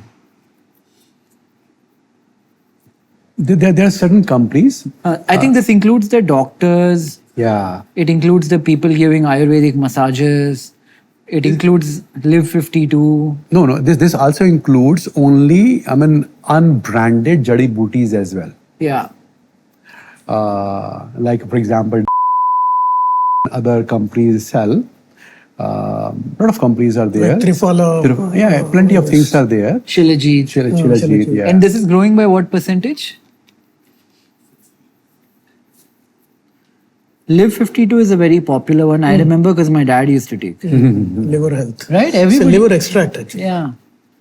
Like back in the day, like 20 years ago, Live 52 was everywhere. That Himalayas Live 52. My grandmother used to drink the syrup. Yeah. I used to think there was alcohol in it or something. Yeah. Why is it so big? Why is it 30 billion? What are we missing? It's as big as the generic pharma industry of India, pharmaceutical industry of But India. if you just take the pharmaceuticals versus the Ayurvedic pharmaceuticals, This I will don't be think smaller one. Yeah, much smaller. You're basically talking about as a whole. And it's growing at 17%. Yeah, as a whole. It's growing 7% faster than pharma. I tell you honestly, you'll also find a lot of growth you'll find in supplements nowadays. A lot of growth you'll find in vitamins and minerals. Why? Because after COVID, the mindset of people have really changed. Whenever something allopathic is there, pharma side is there, it is to cure. When you want a longer kind of, immunity, longer kind of for example, I'm allergic to this, I get cold, then I switch towards these things. Right. So they become a kind of a lifestyle kind of a drug for me. I'm taking Leaf 52, I'm taking it. All right. Yeah, I think the right comparison would be to not compare them with pharmaceuticals, but compare them with wellness products. Right. A lot of them are, wellness. You take everything, Live 52, you take various things like that. I'll actually add longevity and wellness under this. Yeah. These are all preventative. Yeah. Right? Yeah. Whereas pharma is curative. Yeah. There are some things like vitamins which come in as supplements, but But do you think this is where the opportunity is for someone young starting a business? Good idea. Because it's growing at 17%. It's a place to come. But what should they build in this? What should I build basically is what, if you just look at the Ayurveda side. A, do you believe in it? I don't. You don't. I don't because as a company we have committed to evidence-backed Like material. turmeric and ginger. Yeah, if we've done trials with turmeric, we didn't see significant. Ginger. Yeah, those are maybe preventive, but anything as a medicine, I don't know. We don't. No, I'm not saying they work as a medicine, but these guys are claiming that preventing the disease is more important than treating the disease. Yeah, so is there any controlled trial which shows that this is better than not taking it? Turmeric knowledge should be there, no? It's all, anecdotal. Yeah? Yeah, there's no control study. So we sell and we believe. Right. We sell and we believe actually. And What are the products you sell?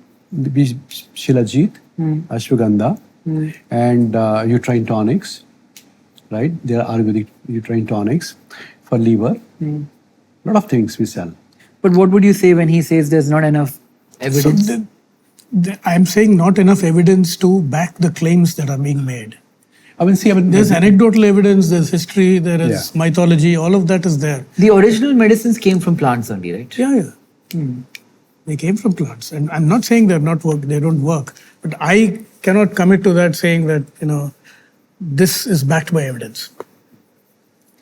So my argument basically is what, if we go to a clinician and if he uses it and says that it is effective, then only we'll use it again. And these are, time tested. We are not bringing something novel, something new. These are being, time tested old medicines. Right. The problem basically lies in Ayurveda is that there are less, it's now very clear testing methods. The purity is an issue actually. And a lot of time when regulatory is not very, very strong, there are complaints of, adding certain other things in that. For example, in this, in some of the drugs, lead has been found. Heavy metals. Heavy metals have been found actually. If somebody brings a very pure kind of a thing. Standardization, standards. Right standards really happen. When you say Ayurveda, right? The purest form of Ayurveda is being exported. Yeah. What is basically is Ayurveda? The leaves and branches and trees, whatever is there. So what is the most pure form versus the rest of the material left? So when you, from the rest of the material, you bring the extract and sell it on the name of Ayurveda, right? The best stuff is, it's like tea, the best stuff goes out. Yeah. Same like that actually, yeah. But why is that? If you, in India, all these tiny brands which are coming up, Ashwagandha, Shilajit and all, they charge 3,000 rupees a bottle. We sell like that. Yeah, then why not keep the best stuff? So point is where's the big market?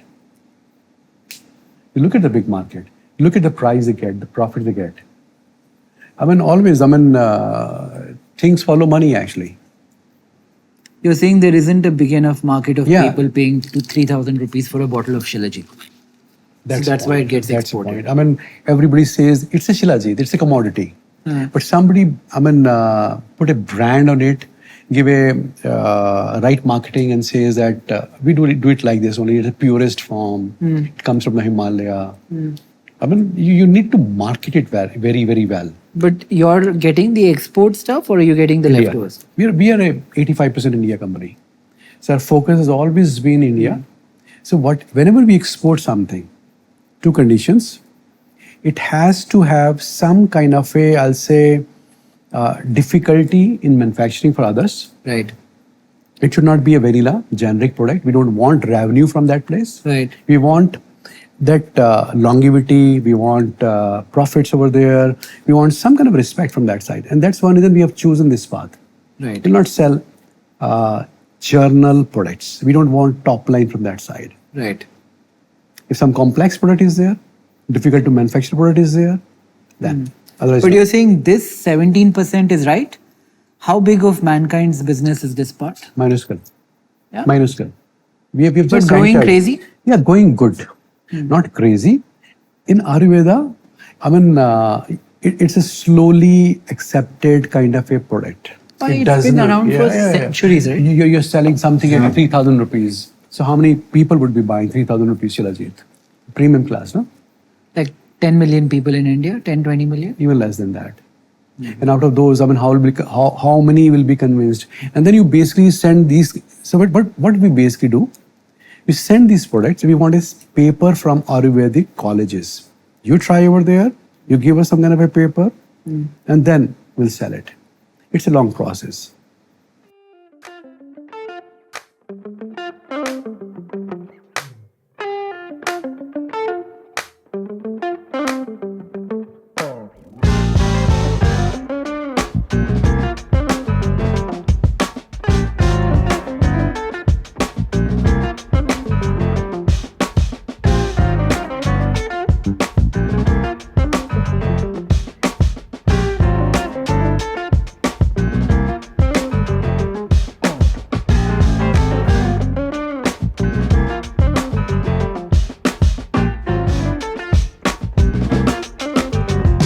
Government was planning to make Ayush doctors like normal doctors or something like that, right? It's a topic I don't want to talk about. No? Do you have a view on it? Yeah, good. Okay. Why not? If a chemist can give medicine to a patient, why not a Ayurvedic doctor? He has some kind of a knowledge. Plus, they can be educated as well through online courses. And many doctors are ready to give this kind of education. So when I used to work, in those days, BIMS, doctors, every kind of a doctor used to practice. And they were what? They were Ayurvedic. And sometimes... So, I mean, my only concern is if it is structured, standardized, based on evidence, based on facts, it's great. You know, a lot of this, my father is an Ayurvedic doctor, I become an Ayurvedic doctor. My son becomes an Ayurvedic doctor.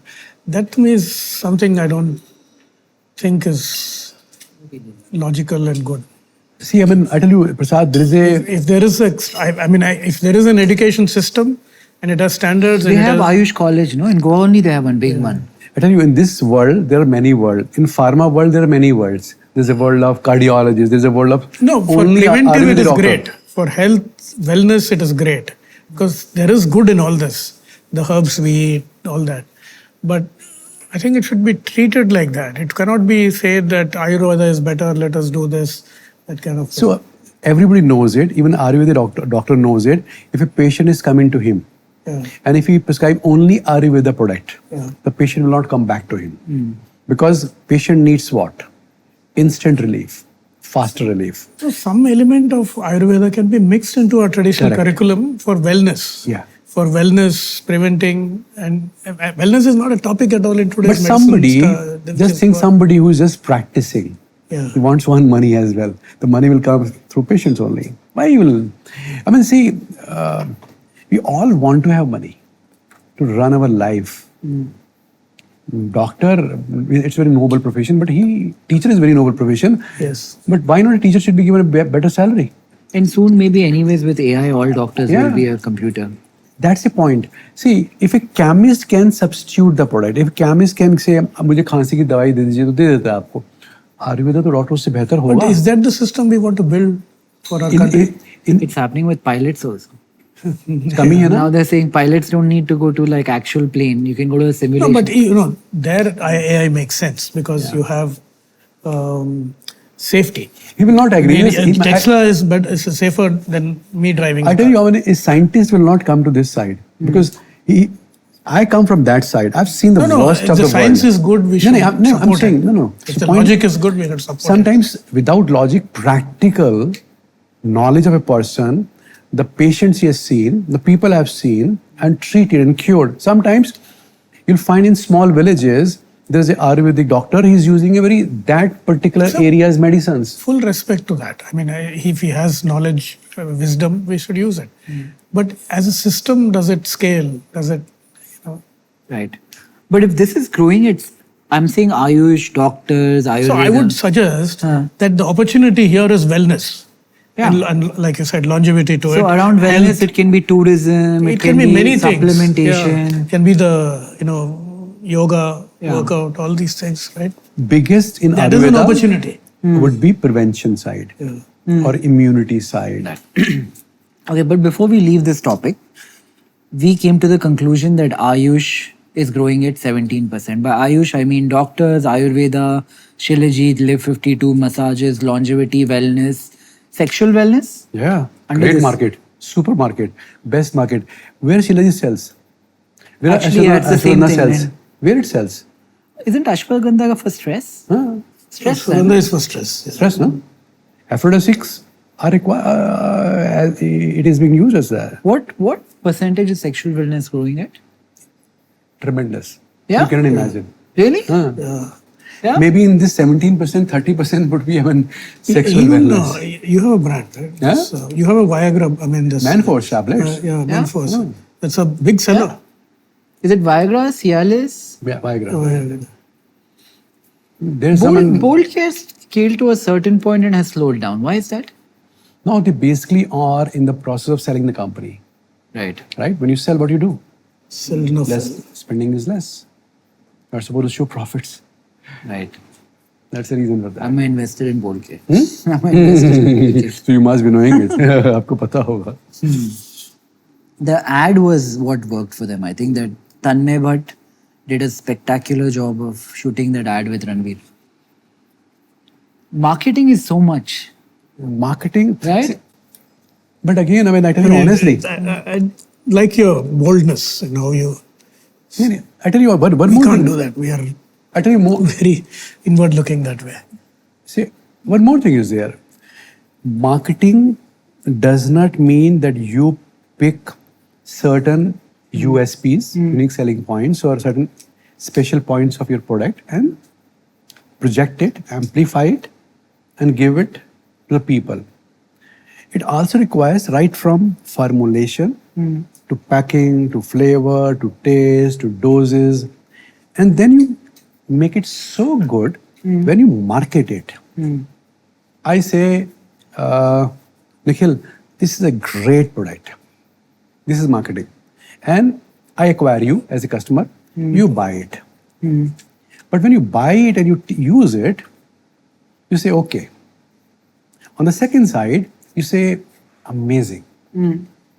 Then I'm not only acquiring a consumer, I'm getting a loyal customer who will just market my product to other people as well. So it is actually in the hand, apart from marketing, what basically matters is what is your product. You market a bad product, maybe it will sell. Right. But in longer run, it will fizzle out. I'll ask you another question. Like sexual wellness products like condoms and Viagra and all of that, there is a societal stigma that people feel shy. It's also in some ways an Indian thing. I mean, if I've ever tried to buy a condom, it must have been a terrifying experience for me to go to a pharmaceutical store because we're just like that. Like if you're buying sanitary pads when you're a kid for your mother or you're buying condoms. Do you think there is an opportunity for a business which is online only, sexual wellness, all these products? Yes. Yeah? Yes. And if you just look at this right now, there is approximately 50-60% growth of condom sales online. Online is just on the fire. Condom sales, pregnancy card sales. People But then- want in just 10 minutes. But then for most people who live with their families, even when the delivery happens, isn't it a worry that my mother will open, somebody else will open the box? Quick commerce, no? 10 It comes minutes. by the 10 time you minutes. put your no? phone down. You are present Right. at that particular time. Right. True. You're selling right anything. So actually, you're right. Huge. Even these pharmaceutical products, And the second Blinkit is selling them like crazy. Apart from this, just ask one more question. If I have some problems, sexual problems, will I go to a known doctor? Will I go to a chemist? Probably Known chemist? not. No. I can talk to some unknown face online who can give me solution. I can follow it. Because he does not know me, I don't know him. Right. I just want a advice which is coming from an unknown personality. So there is secrecy. Yeah. Because even when a patient goes to a doctor and Yeah. doctor tells him something that this is your problem, he comes back with these kind of feelings that in front of his doctor, I've lost my, I'll say, mardangi or respect or whatever you call it. So whenever he goes with his family or wife, Yeah. he feels a bit let down. Yeah. I was seeing the numbers of fertility businesses, like people Yeah. trying to conceive a baby. Even that is growing like mad. It's going like We crazy. acquired one company, Bharat BSV. That company is specialist in this one. Fertility. Sex hormones. IVF. IVF, yeah. And even like women who want to have children later in life, that seed, what is that called? Egg freezing yeah. eggs. That's also growing like crazy. I have so many friends of mine Because who are people are telling getting me, married later in life and priorities, It's all career priorities. There's a reason for that. Education, urbanization, women coming in jobs, late marriages, career first, and I'll see kids later on. yeah, And at that particular time, after 30, that, body is not that much fertile. With every passing year, after 30, 20%, 30%, it is less fertile. yeah, That's a problem. Another problem basically is what? There are number of days in a month which is more fertile. So I was just talking, so why don't people really go on those 7 days? So some doctor said me, how are you sure that on that particular moment, They on have that something moment, which so now she's most fertile, or this again, this sperm and ova will just fuse together. So now people are doing what? They're taking a short honeymoon in those 7 days for 3 days. And how do you figure this out? Through medication? Yeah, there's a kits are there. We Right. make those kits as well. Right. So if somebody does, you can't add sexual wellness with this though, right? With With which date, what, and all of that. Which date she's ovulating. You can add all of them in one business. why not? And it should not be called something sexual. Then the stigma is lesser. Yeah. That's important. Look at this. How this company is promoting their brands. How this any Which checks your company. Bold kid. How they promote. Yeah. Yeah. But it is like that. I mean, net, I think the way the world is going, I might not have children, but the world needs children because too many are not having any, I guess. Mhm. I don't know about India, but the world needs more children. Yeah. India too, actually, when you look at the average age, I think it's gone up from 24 to like almost 30. Soon, if we don't have kids, I think that fertility ratio has dropped below 2.1, which is the replenishment ratio. In most states outside of Bihar and UP or something, people are not having 2 kids. Any state which is more educated, Yeah. it is less. Yeah. More education is leading to less number of kids because they feel that to give education, right kind of a schooling, so much of money is required. You go in West Bengal, eastern side, 1 kid. Yeah. You go to this Kerala. Kerala. Yeah. Can we do another digression? I want to take a science lesson on what is API, what is small molecule, what is big molecule. You'll have to tell me what all is there. Sure. Start with API, active pharmaceutical ingredient. Okay. That's an organic compound mostly, but sometimes inorganics can also be there, which is actually the part of the medicine that is active in your body. So that's why it's called active pharmaceutical ingredient. When people say, I have zero knowledge, idiot, like Sure, absolutely. no, ask him. Yeah, When people say API industry is controlled by China, India doesn't have it, what do they mean? I don't agree with them. I think the Chinese are much more low cost than India Right. due to variety of reasons. Right. But on the front end, they are not that good. But can we make I think APIs Indian without China? Today, we could do it. Right. We have all the capabilities to do it. Right. But the economics dictate that I buy and I don't make it. That Most is of the what time. I was saying. The economics, it's easier for me to buy an intermediate. But and if then tomorrow China stops supplying, we can make it. yeah, Most technologies exist in India. at scale, At as scale. required. We used to make them before the Chinese were there. So We used I to don't make see it. the It was technology Chinese as a industry. limitation. The China brought the prices down because we could not protect. I mean, for example, look at this intermediates, right? China does not give. If, for example, like take the example of antibiotics only. A lot of antibiotics are there. In the absence of Chinese supply, we can come into a crisis. India will make it. They're already making it now. Penicillin, That level? syphilis, To even that the- level? Yeah, And we can were you use the making same so we infra? were making these penicillins before China was making Yeah. them. So I don't think it's a question of capability. It's just a question of our No, focus. the question basically is what? The question should be asked is why did we stop making? Because it's cheaper to buy. Correct? Yeah. So and I would not criticize that. Right. There is no need of national security on this. There It's isn't. availability, you buy it. If they can't, if the availability is not there, you But make now, it. It now takes this is some- a national security. Pardon me? Now it is a national security. I don't agree with that. I mean, that's a point of view always. But I feel we are pursuing the value chain. We are capturing more value from these products. We don't see the Chinese competitors in the finished products anywhere, including emerging markets where they should be strong. They can We are come- selling in China. It's a global world. Why are we saying in national security? No more supply? global world now. Yeah. In COVID time, I'm telling you this, in COVID time, we had more reliable supplies from China than from Indian companies. So what is this thing about national security, API controlling by them? This is all a narrative I don't believe in. Do you believe it in batteries and energy and all of that? Maybe, because there is supply there. There is source of raw materials which we may not have. Right. And that is strategic and they've threatened to control it. Yeah. But in API, there's no control, there's no threatening, it's all available. Commerce And is if smooth. China stops tomorrow, we can. Why would China stop tomorrow? Let me ask you that question. Like China threatened US on rare earth. Same logic. Yeah, but they're still supplying. But for a They while, supply- it was they- negotiating. Yeah, I mean, that's common in global politics. If you bully and you want to be the only bully in town, you'll be bullied back.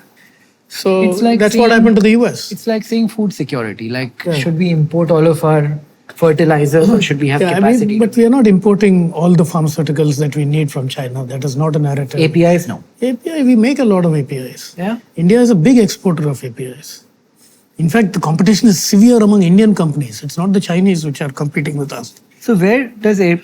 Chinese are in a different league actually. Chinese want to basically have huge profits. Right. So why should they spend their lot of Money on low end energy of the in value this chain. kind of? Right. They will sell biologics. But yes, it's a Even national biologics, I'll tell security you this. issue now. Even biologics, I'll tell you this. They need us to sell the product.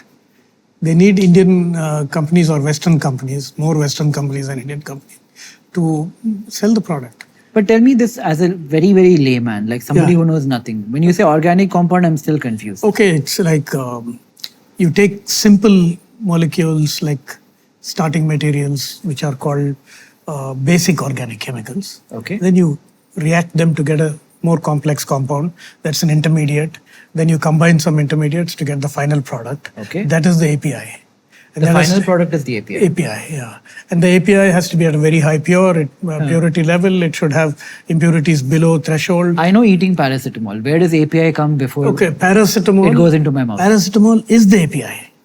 Okay. The tablet you're using it contains 500 mg of paracetamol and a few other binders and other things which make it deliver the paracetamol in your body at the right place. Okay. So that's the formulation. Formulation is what we talked about so far, the pharmaceutical For industry. example, when you take a paracetamol tablet, the weight is not 500 milligram. Correct. The weight is more than that. It's about a These are gram. excipients, Yeah. Inactives. inactive. Yeah. Right. Active is the paracetamol. Right. Paracetamol actually chemically is para-aminophenol reacting with acetic anhydride. Paracetamol is a Right. short form of it. Amoxicillin, Yeah. cefixime, So I'll give you the ciprofloxacin. synthesis of paracetamol. I don't know if it's going to be accurate. You start with something like nitrobenzene or something, reduce it to make aminophenol, and then you acetylate it. That becomes paracetamol. Right. So the 3-4 reactions involved. Finally, you purify it and formulate it. So the powder that we sell as a chemical is paracetamol. And that's API. That is API. Okay. Yeah. So like that, you have ibuprofen, you have ampicillin. Those are all APIs. APIs, the Okay. active ingredients. Okay. Now, biologic product is much bigger. These are Okay, after the API, biologics. Yeah. These In are terms of synthetics. ingredients. These are synthetic. API synthetic. Yeah. These. Synthesis. They call it yeah. synthesis. Yeah. Organic synthesis. These are smaller molecules. Biologics. No, the APIs that you're talking Okay, about, small they are molecules. smaller molecules. They're called small molecules, bulk drugs, APIs, all these various terms are used. Raw material. So basically, that is molecular weight will be at most 1,000, 2,000 is the highest limit. Around 1,000 is the thing. After a certain size, they become large. And they're synthesized by living cells. So what you do is you develop specialized cells which make the ingredient that you want. Biological systems. It's not synthesis is like Lego works. You're attaching molecules. So API is a Lego block. Yeah. And under 2,000, whatever of it. You Lego block 2, 3, 4 smaller Lego things. You get a bigger one. But its size is 4. Yeah, Maximum size 4 blocks. Just for example. Yeah, 4, 5, 10, You whatever. said 1,000, 2,000. Yeah, whatever. But here, it's a living body, living cell, cell In biologics. biologics, which you inject a clone to produce a certain product. And it could be as simple, then there are different kind of cells to make the science more This is complicated. interesting. When you say inject a clone, what do you mean?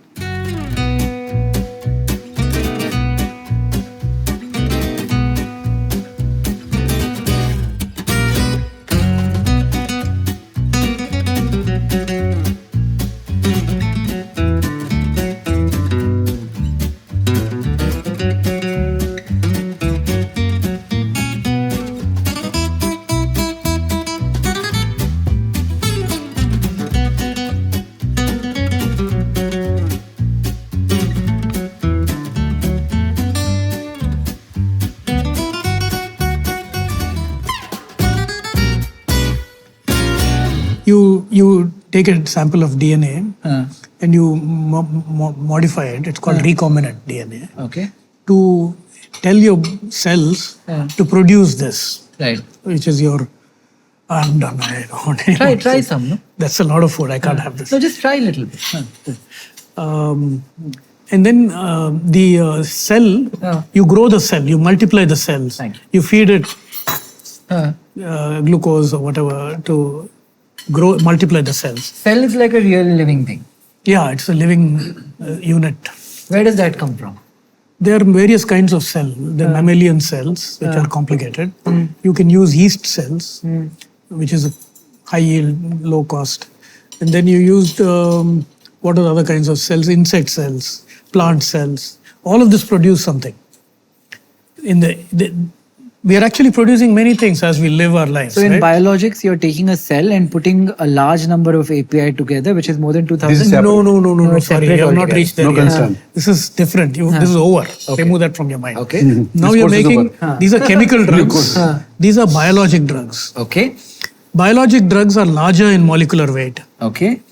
And they are produced through a variety of means. I'm not a biologist, so if I'm saying something inaccurate, forgive me for that. But in a very broad terms, these are drugs produced by living cells. Okay. And cells can be many types of cells. Okay. Insect cells, mammalian cells, yeast cells. Okay. You modify the cell by putting in a clone of a DNA into it. Okay. And it multiplies. Okay. So you grow some cells, you grow them in a larger vessel, then you take them to production scale. Okay. You have what they call the seed cells. Right. You clone them and then you multiply them to a certain size and then put it in a large fermenter. There it's produced. The cells produce this. Then you have to kill the cells. Right. After they grow for a while and you get the right product produced in the cell, you destroy the cells. You actually break the cells and extract out the product that you want. Right. From the cells. This is broadly, I mean, it's not Right. very scientifically accurate what I'm saying, but this is the broad process. What are some examples of biologic? So he talked about ampicillin. The penicillin there is a biologic drug actually, though it is not called a What large is molecule. ampicillin used for? It's an antibiotic, broad spectrum antibiotic. That's the first antibody, no? So antibiotics come under biologics. No, No. not every. Huh. Antibiotics are synthetic as well, and They're actually semi-synthetic. semi-synthetic. You take a biologic, you combine it with a chemical, you get a semi-synthetic. Yeah. So there's a complicated thing. Don't just take that out. Your GLP-1s are peptides. They're larger molecules. Now they're on biologics. They can be done as biologic. They can also be done as synthetic. But synthetic is very cumbersome. You have to do a long synthesis. Right. And that's a class of compounds called Majorly- peptides, which are made out of amino acids. You can also tell, where these biologics are used actually. Yeah. Autoimmune diseases, cancer. Many diseases use biologics, from simple diseases to complex diseases. Right. He's talking about the targeted biologics. Right. Correct. They are a class of compounds called monoclonal antibodies. Okay. Monoclonal antibodies. These are like, they call them the silver bullets. Right. They go right to the place where your body needs them Right. and latch on to the target. Right. So they're more precise, they're more accurate, Right. they're more effective for Right. many diseases, especially cancer, immunology. They're all biologics. They're all biologics. Where do vaccines and all come from? Vaccine is a biologic. Vaccine is It's a biologic. made from a virus. You're actually taking a virus, immobilizing it so that it doesn't cause you damage. You're putting it into your body. Right. Your body recognizes the virus, develops antibodies. Right. So Now tell me, what are stem cells? Stem Peptides. I recently got a lot of stem cells. stem And the doctor told me it's from some umbilical cord or something. like that. In Stem another country where cells it's legal. are a special kind of cells. They can become any part of your body. I mean, they can become muscle, they can become bone, they become skin, they can become your organs. So they're like magic. And when they say they're from donor, embryo, umbilical cord, what do they mean? It means stem cells are not everywhere. We won't have stem cells. Right. Stem cells are when newly born children, they have them in the umbilical cord. The mother produces stem cells by which this body of nature is produced, right? Right. So the stem cells are there in the cord that is attached Right. to the mother and between the mother and the child. they're- So that is stem cell rich. So they harvest the stem cells. And you can for- get unlimited stem cells from one umbilical cord? No. You can multiply the stem cells once you isolate them. You can grow them. The origin is the umbilical cord. From there you can multiply it. So my question is, one umbilical cord can have enough stem cells because of multiplication for thousands of people? There must be some limit to that because I Right. think they get tired and they don't reproduce that. They don't divide so much. And peptides come under stem cells? No, they are not Peptides are cells. different. Peptides are not cells at all. Are stem cells good? Stem cells are cells. They are not good or bad. No, is there science to say that they're good for us? They are being used for therapies now. Should I be taking them? They are not FDA approved. Yes. If you're asking me that question. No, I'm not asking that question. They're I'm not- asking, should I take them or not? It depends on what your problem is. No problem. Then you shouldn't take them. No? No. Really? Yeah. Why? They're all, lack of evidence. They just, do something largely originating in Korea, China. Mexico as well. It's business. It's not. In Dubai also. Yeah, but if you do research on the websites of the FDA, you will get sound advice. Not to do it. So some people, if you have a knee problem, cartilage is damaged, the stem cells can grow the cartilage is what they're saying. But again, it's still not medically proven. For cartilage, because I play a lot. Yeah, you can't. Football, this and that. Yeah, so it can In regenerate. my knees and elbows, I get salmon sperm DNA. Is that good? Getting into very controversial areas. But I take all this. I'm asking actually for myself. You're advising, I'm actually taking them. Has it helped you? Has it helped you? I don't know. These are all. I get tennis elbow, but I don't know if it helped or not. And I get this sound in my right knee, which is like tuck, tuck, tuck, tuck. Click. Because I play a lot. Yeah. I play 2 hours a day. So, Every day? yeah. What do you play? Well, you should, when you go to the Paddle, US, when you go to the US, go to Mayo Clinic. They have a wellness program. Yeah. And they'll screen you for everything. Yeah. And they'll give you sound medical advice. Yeah. But is there like, if So I'm there's a lot of hype around peptides, around salmon sperm. Salmon sperm, I'm hearing it for the first time. Yeah. I've seen salmon sperm but in people Alaska. are getting it injected in their face and all. I wouldn't do it. Dubai is a place. Dubai is a place. They're getting doing injected to everything, their yeah. face saying collagen will be boosted. Collagen maybe. Yeah. These are all non-medical issues. I would not. Peptides, no? So peptides are a class of compounds. Your body has peptides. Okay. Peptides are smaller than proteins. They're made of amino acids. Proteins are also made out of amino acids. Right. But these are smaller in chain. 30, 40 amino acids, 50, 60, 70 more. Proteins will have hundreds of them, thousands of them maybe. So it's a class of compounds which are becoming large part of the therapeutical basket. Right. So semaglutide is a peptide. Tirzepatide, which is Mounjaro, is also a peptide. This is a big one. Semaglutide, what is the story? Like, what has... It's like the whole world has changed. I have heard 10 friends of mine who want to start business in GLP-1. What is it? So they'll start the business in GLP-1. How? What they want to do? They want to sell this product? Yeah.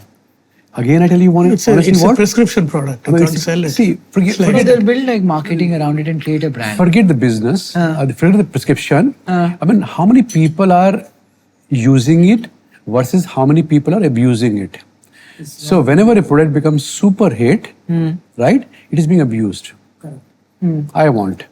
If patient forces a doctor, he says, no, मुझे तो लगवाना ही है, then it really happens. But just imagine, if I think you asked a very question, where did this come from? This is a good question to ask. This is a product which your body produces actually. GLP, not GLP-1, not glucagon-like peptide, but a peptide called glucagon is produced in your gut. It creates satiety in you. And the only thing is, it is not stable. If I had to just apply, if I just take that and inject into you, it is not a stable molecule. So, the Novo Nordisk, after doing a lot of research, wanted to extend the half-life of this product, and they made some changes to that peptide, which became semaglutide.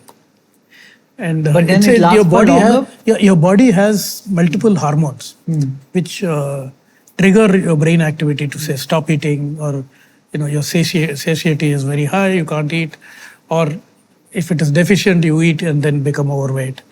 So if you control the level of these chemicals, your craving for food comes down. Right. And then you said don't in the feel gut, hunger. In the head or in the gut? It's head and gut. They say there's a connection. I don't understand that. A lot of people say that. Yeah. So, but it is largely gut. I mean, but they are circulating in your body, in the blood and all that. So there is a very good chance they're going there also. And when you say Novo Nordisk figured out how to increase the half-life, Yeah. it still disintegrates, but longer. Yeah. So whatever the issue was in the beginning is still there, but it comes after a while? No, not that way. Not that way. Every chemical has to go. It can't stay forever in your body. So the half-life... Even if your body creates it? Even if your body creates it. Your body is circulating a lot of things, metabolizing them, all of that. So your body produces chemicals on demand, antibodies on demand, all of this. So it's a continuous system, a very complicated, complex system. So when the GLP-1s, they figured out that this hormone has a role in hunger, triggering hunger and all that. So, but they couldn't find a stable formulation or keep the product long enough in your system to make an impact. That they figured out through the semaglutide. That's how semaglutide came. Around the same time, Lilly also worked on this, developed their Mounjaro. And it took them, I think... Are you for it, against it? Like, is it... I'm for it because... People say it helps a lot. Yeah. Not for maybe you and me, but if you're clinically obese, you have hypertension, you have cardiovascular risk, you have metabolic syndrome, you have diabetes. And in some cases, they are now saying even Parkinson's. So if you lower your weight, there's so much risk which comes down. Of course, it is not easy to... Especially metabolic disorders, in diabetes, diabetologists, they can prescribe this. I think it's a great product. Yeah. But, it's not for making a model who's slim to be slimmer. But where the use is happening, newly brides or those who basically are about to get married. I mean, anybody who wants to impress, lose weight without doing anything there. The problem is Because what? you also lose muscle. Muscle, yeah. That's a problem. It's not just fat that you lose. You lose muscle. And once you lose muscle, they will not come back, na? It will come back, but you have to do a lot. You have to increase your protein intake. You have to work out all this. So along with the prescription, there's a list of things that the doctor should be telling you. So we have launched this semaglutide with this philosophy. Our philosophy is totally different. Number one, talk about the side effects, contraindication, just to get the All ideas. of us talk about it. It's not like See, we don't talk about it. The point is not, we are Prasad. ethically bound to talk Prasad, about it. point is what? Yeah. We start with this. We don't end with this. Number one. Number second, just remember at the time of gold rush, who made the maximum money? The guys Those sold who the run access. for gold or who basically sell the ancillaries. Right. Correct? So what our philosophy is, along with this, our focus would be on supplements.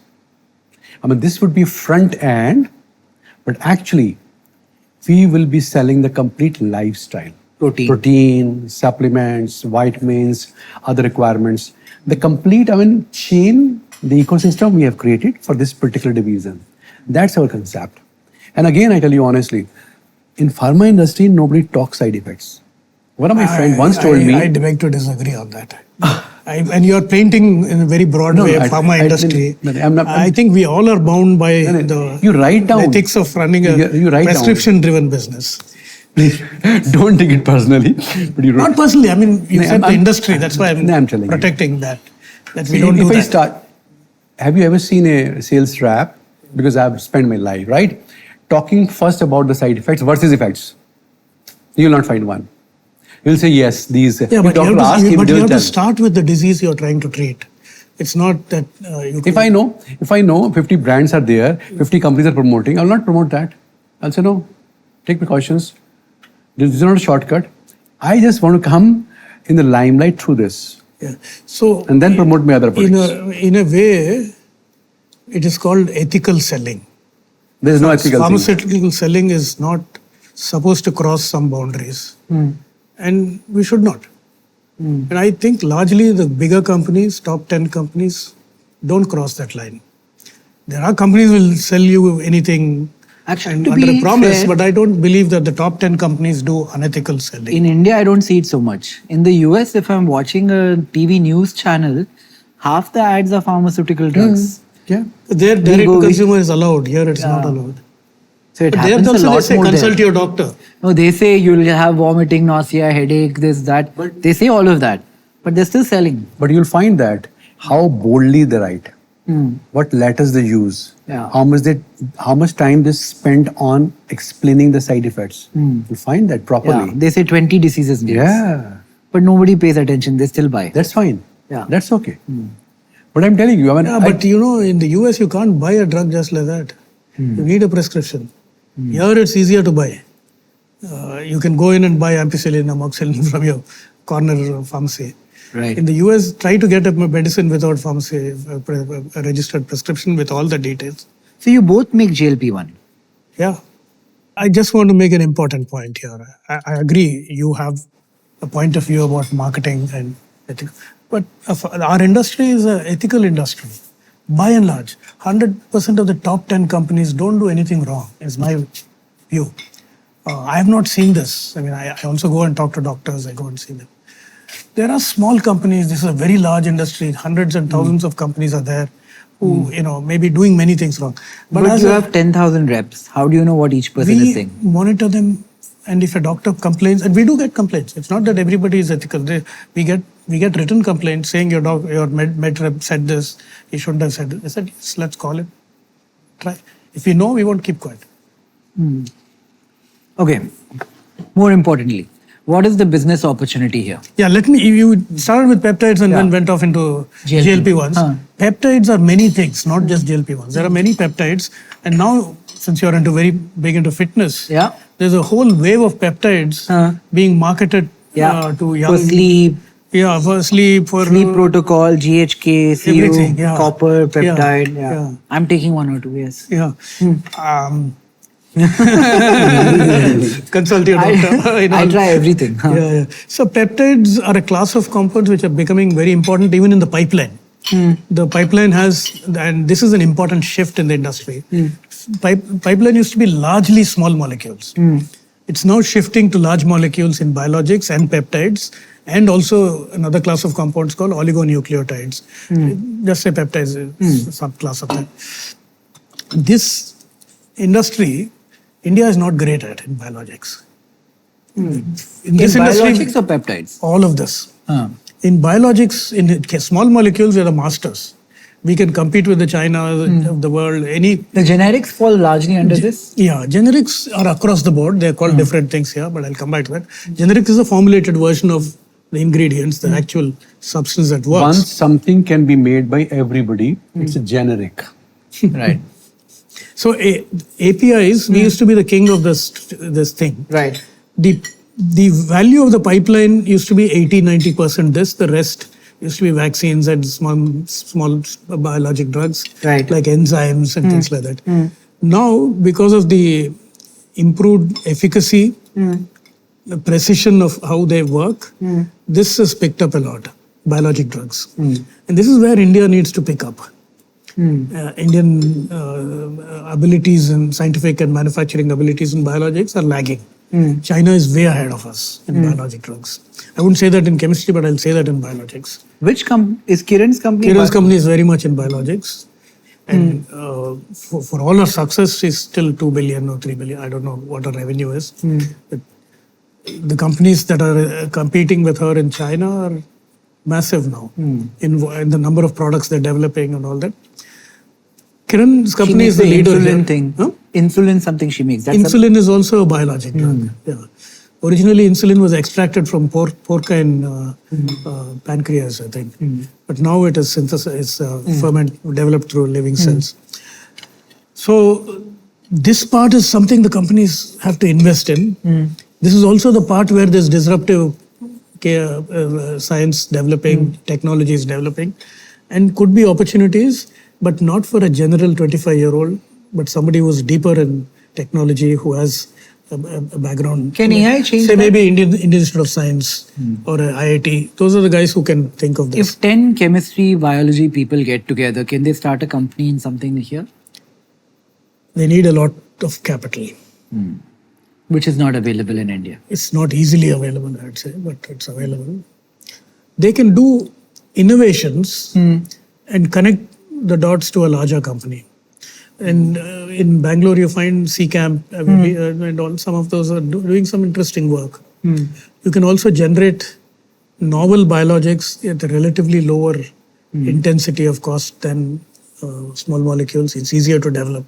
Can I ask you a question? During COVID, somebody discovered COVID shield and some other Covishield, yeah. some other vaccine. Yeah. I think Bharat Biologics had one. Somebody in the UK had one. Yeah. What was that? That was really, once they knew the sequence of the virus, they rapidly developed the vaccine. So once you know the cause of the disease, if you isolate the virus and you can understand its RNA sequence, it's like computer code. You can develop a virus without the harmful effects of the regular virus, and then develop a vaccine very rapidly. Testing is what takes time. And during COVID, I think governments understood and accelerated the approvals and pushed the envelope in terms of not requiring very high number of trials over large numbers of period. They did some emergency policy making and developed a vaccine very fast. In US politics, now you hear a lot of Anti-vaxxers. Pfizer did this, they knew this, people getting heart attack, stroke, young people. My brother had a stroke. He's very healthy, 45-year-old. Do you think there's any truth to that? I'm not scientifically qualified to say that, but there is a lot of noise about isolated strokes, heart attacks coming from clots which travel to the brain based on the vaccines. But overall, if you see, without the vaccines, we wouldn't have gotten out of the COVID pandemic. You think? Yeah, I'm 100% sure. But once you have COVID, don't you develop some immunity? You do. It's like getting a vaccine. But the vaccine, the virus is mutating, and it gives you some protection. But even people who got vaccinated got some second this thing and all. It's a whole different science which I don't fully understand. But vaccines have played a big role in eliminating many diseases like polio, measles, many infectious diseases. Yeah. Today, I think the world is a much better place because of vaccines. No, people today live till they're 70. 100 years ago, they lived till they were 30. Yeah. Something has changed. Yeah. Vaccines could be a part of the... Vaccines, nutrition, maternal health, lot of things have increased longevity. But any business opportunity, I keep going back to the 25-year-old. What is the opportunity here? Say, Can I start a GLP-1 distribution business? Start a brand. I'll buy from you, I'll buy from you. I'll do marketing. what you could do is have everyday counseling for a guy who's on a GLP-1. GLP-1 is everyday problem if you're on the GLP-1. Yeah. Yeah. It causes bloating, it causes... So like an app that counsels people who are taking GLP-1. app or even, human-to-human counseling. You don't need to be a doctor to counsel. No. You can be a nutritionist, you can be a fitness... What if I find two fat people who became thin? I have a friend in mind. Yeah. And they start a brand of GLP-1. I'm buying the product from you guys. That is gone. Yeah? That is already mainstream now. Yeah? Yeah. But I do great See, advertising. if you basically are, see, you give example that this GLP has done this, but 20 brands are there of GLP. They already... 20 good companies are giving those. What is the company's name of yours, your friends? Nothing is there. That's the point. On the contrary, this is the time when there's a wave of GLP, which is going on. People want to cut down their weight, and they know it very well. Like, when we see that, the muscle loss would be there, right? Other factors are there. So that side can be promoted, and there some kind of a business can be developed. What we basically imagine going forward, the sales of protein products, different kind of protein supplements, vitamins, minerals, other enzymes, curcumin, all sort of things, they will further increase.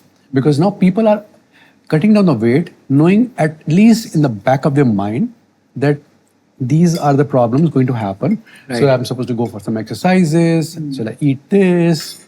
So because I'm doing this, so I should do that. So some kind of I'll say, pull effect would be there. Right. Let me ask another question. Is there no difference between Wegovy, Mounjaro? Mounjaro is different. How is it different? It's a different molecule. Can't I take your GLP-1, add something, do something? No. Don't, please.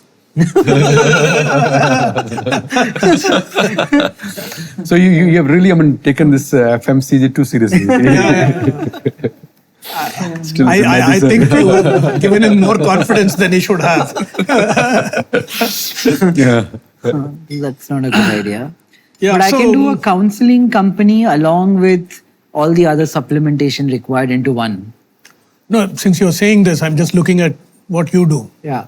You got a fantastic gym. Yeah. You got a chef who's measuring your calories Yeah. and doing it. Yeah. And then you eating clean. Yeah. And all this. Yeah. This is something we don't get. All of us get Yeah, an yeah. opportunity to practice. You get. Others don't I get. maybe choose not to do it or something, but whatever. Yeah. But Yeah. there are nutrition companies. There are companies which will tell you about fitness. And See here, maybe here it's comes a the counseling 360 side. Tell you degree what, health. basically.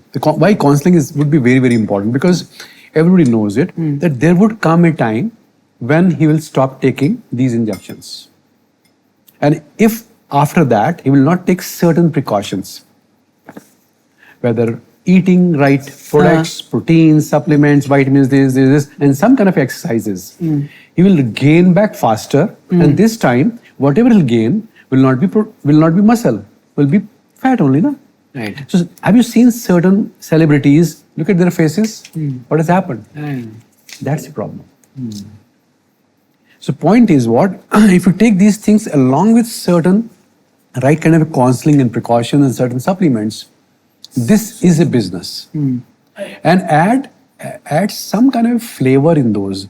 Don't sell run-of-the-mill kind of brands in terms of anything and everything. Just go somebody should go for a deep research and see what are the flaws in the present product, whether supplements, whether vitamins, and this. The point is not only the effects. Point basically is also packaging plays a role, look and feel plays a role, taste plays a role. Sometimes when we made a research, we found that a lot of ladies during pregnancy time cannot take a calcium tablet because it is too big in size. So can you cut down the size of the product? Can you add some kind of flavor in the coating because they have a nauseatic feeling always. Right. So these are small things, but they are very important things. But to sell these products, you need a sales force, you need all this promotion.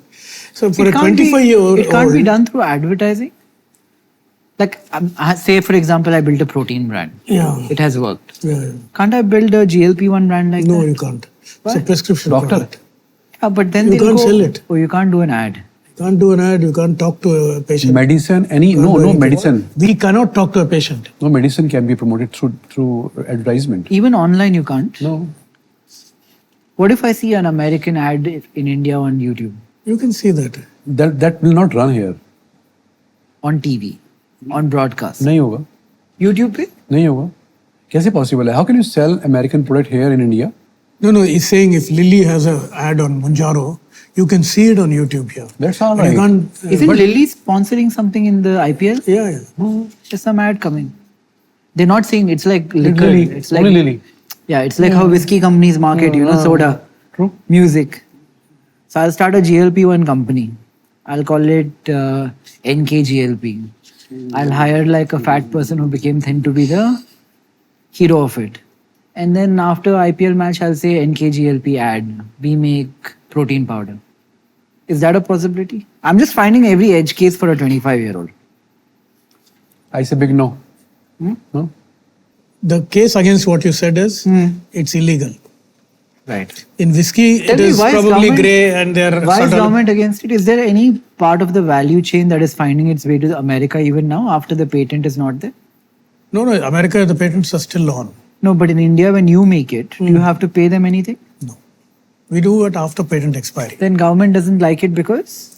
Government doesn't like it because it's a pharmaceutical product. It has serious side effects. Correct. And you can't promote Correct. it to people who are gullible. Right. It's a muscle loss, problems in the bones, so many issues are there. People are not basically looking for those side effects. I just tell you why I find this difficult to find an opportunity for a 25-year-old is this is a deep science business. Right. You have to have technical skills, all of Right. that. Marketing is important, but the product is much more important. Right. And you need to have the right products and the marketing overlay of But that. the 25-year-old is not making the product. He's buying it from you. He's building a brand on top of it. If there was any arbitrage in that, I would have done it myself. There's many cases where there are arbitrages and people do it. He will not be doing. This product, please understand that this product has to be prescribed only. Even if a patient is buying it, So right? I'll it tell has you an to get a arbitrage prescription of a which doctor. came in the US. They have something called compounding doctors. Compounding pharmacies. Sorry. They actually buy the GLP powder from China and they mix it into an injectable, load it and ship it to customers. All for products which are under patent but are undersupplied. So both Lilly and Novo had supply issues initially as the demand rose much higher than what they projected. Right. And these guys made billions of dollars. Yeah. Young guys. All they had to do was contract manufacturing of some product, buy the ingredients, putting it together. As a pharmaceutical company, we don't want to do it because we are scared of them suing us. But these guys made huge money. I know a guy who was sold more than $1 billion worth of product at 80-90% gross margin. But you can't do that in India. No, you can't do it in India. There's a rule in the US that if there is a shortage, the pharmacist can compound it. Another question. If you guys are operating at 20 to 25% EBITDA, which is quite high, why doesn't like you were talking about my chain, why doesn't the guy putting in the money to research take over this profit center himself? So in many countries they do. So I'll tell you the yin and yang in what context I told you that. The innovator is spending billions of dollars developing a product, launching it globally and making a lot of money. Right. through a monopoly rights. Right. Patent rights give him monopoly rights for extended periods of time. Usually it's less than 10 years after accounting for all the time it takes in develop. 7 years, 8 years. And the profits are massive. They're selling at huge prices. And that is the innovator's business. So he keeps on innovating and then doing it. As a generic company, our approach is to get the patent life as short as possible. So we'll find a loophole to get in early, challenge the patents and say they're not valid patents. So we fight that. So we try to shorten their useful life of their monopoly thing. They fight to extend it by suing us. There's a constant legal battle. This is the yin and yang. The people doing the generic cannot sustain without an innovator there, because if there's no innovator, there's no generic. And if we don't bring their patents down, they'll have monopolies forever and they won't innovate fast enough. Right. So in that sense, the generic industry and the innovator industry are the yin and yang of innovation. Why do Indian pharmaceutical companies spend only 3 to 5% of budget on R&D, but the Western ones spend 20? I think the nature of R&D we do is different. We do process development.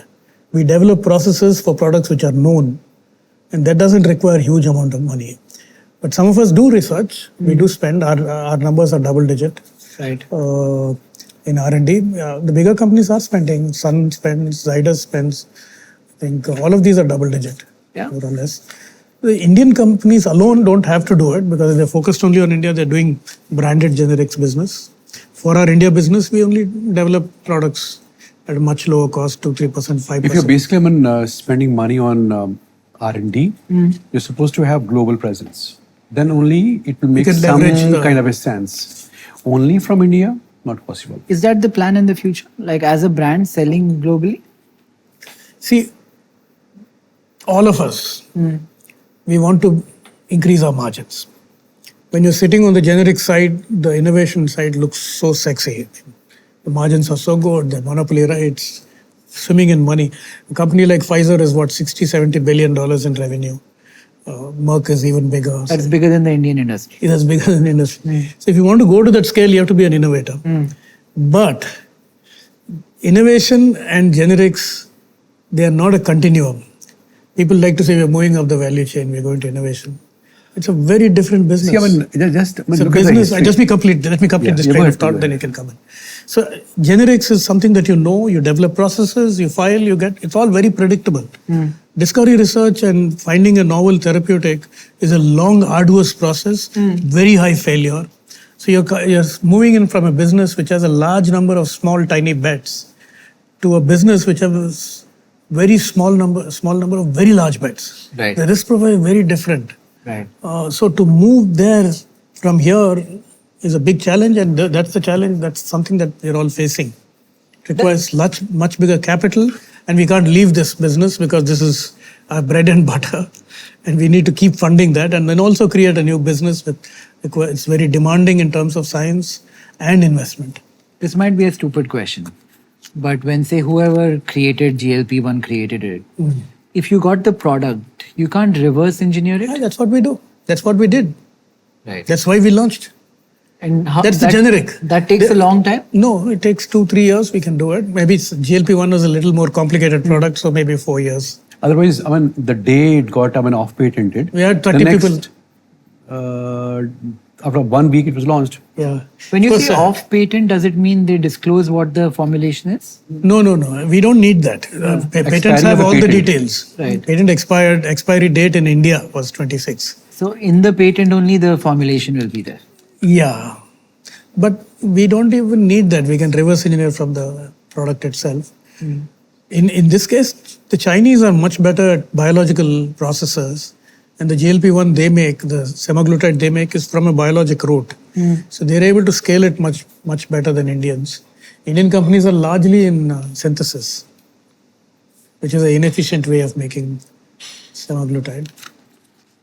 What else? Meanwhile, can you guys think of anything else for the 25-year-old? There are 128 unicorns in India today. There is one in pharma drug innovation, which is called Mol Bio. Mol Bio? Yeah. Huh? testing kit. That's The not diagnostic company. Diagnostic company, That's yeah. not even. Yeah.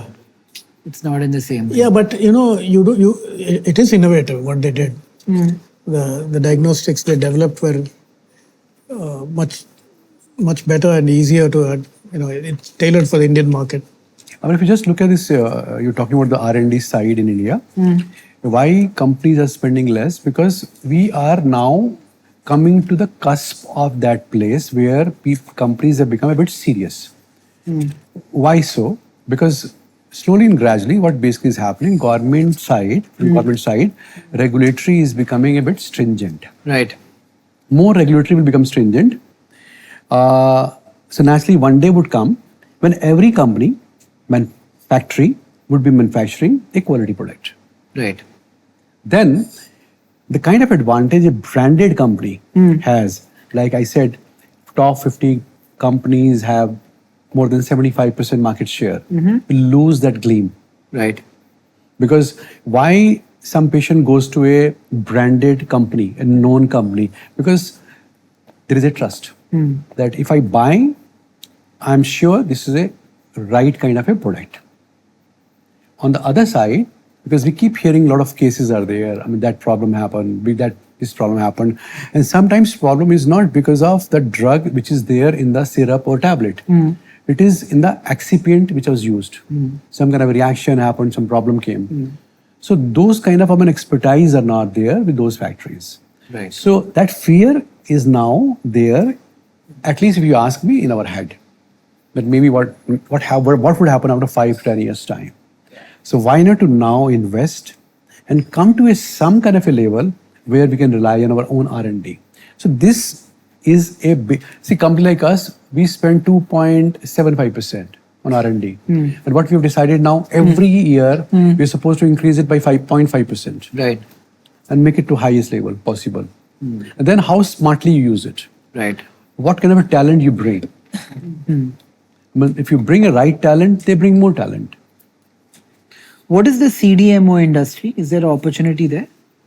Yeah, CDMO is doing well. The multiples are like hospital multiples now. Right. What does it do? Explain. They work for large innovative companies to either do FTE based research, full-time equivalence based research, developing molecules, discovering libraries of compounds and all that, medicinal chemistry or even biologics.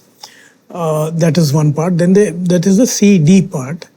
Manufacturing is actually producing the product. Right. Since these companies have very good margins and for them security of supply is much more important than cost at that point. If you have a strong manufacturing infrastructure, quality systems, they will outsource the manufacturing to India. On top of this, the uncertainty with China, not just the tariff, but also there is, what was that act called? The Biosecure Act. For their country's supply chain security, they passed a Biosecure Act which encouraged companies to move out of China. Right. So there's a whole thing called China Plus One strategy. Yeah. That's an opportunity for Indian companies. Indian companies, all the CDMOs are growing very well. Your own city has a nice one called Anthem Biotech. Which is again a startup. And these are small companies. So Anthem is big now. Yeah. But someone small can start. They were small ones. Yeah. They started with some small amount of capital, rented premise. Today they're, I don't know, the market cap is what, Anthem? Maybe 20,000 crores? Something like that. So this is a good success. But someone small can try it. They can try. I mean, these guys were scientists who were working in Kiran's labs. Right. They came out and started somewhere and built a sizable business. Not 25 years old. Need to have some kind of a scientific experience. You can start when you're 25. You can work your way through for the next 10 years. Anything we missed, guys? Like, can you think of anything? Covered a lot. Yeah. Most of my research is done. But if you were a college teacher and you were teaching a class and you covered all that we covered today, what do you think we missed? I'm going to skip this. Sugar, no? No, it's protein, creatine. No sugar? Protein powder wala. I'm diabetic, so I'm wondering. Just ask Pragati, no? Sam? Just ask Pragati if there's sugar in this. But this protein powder with creatine and these nuts are really cool because Eat a bit. Pecan nuts. Huh? yeah, It would be healthy one. they're called butter pecan nuts. Okay, I'll try them.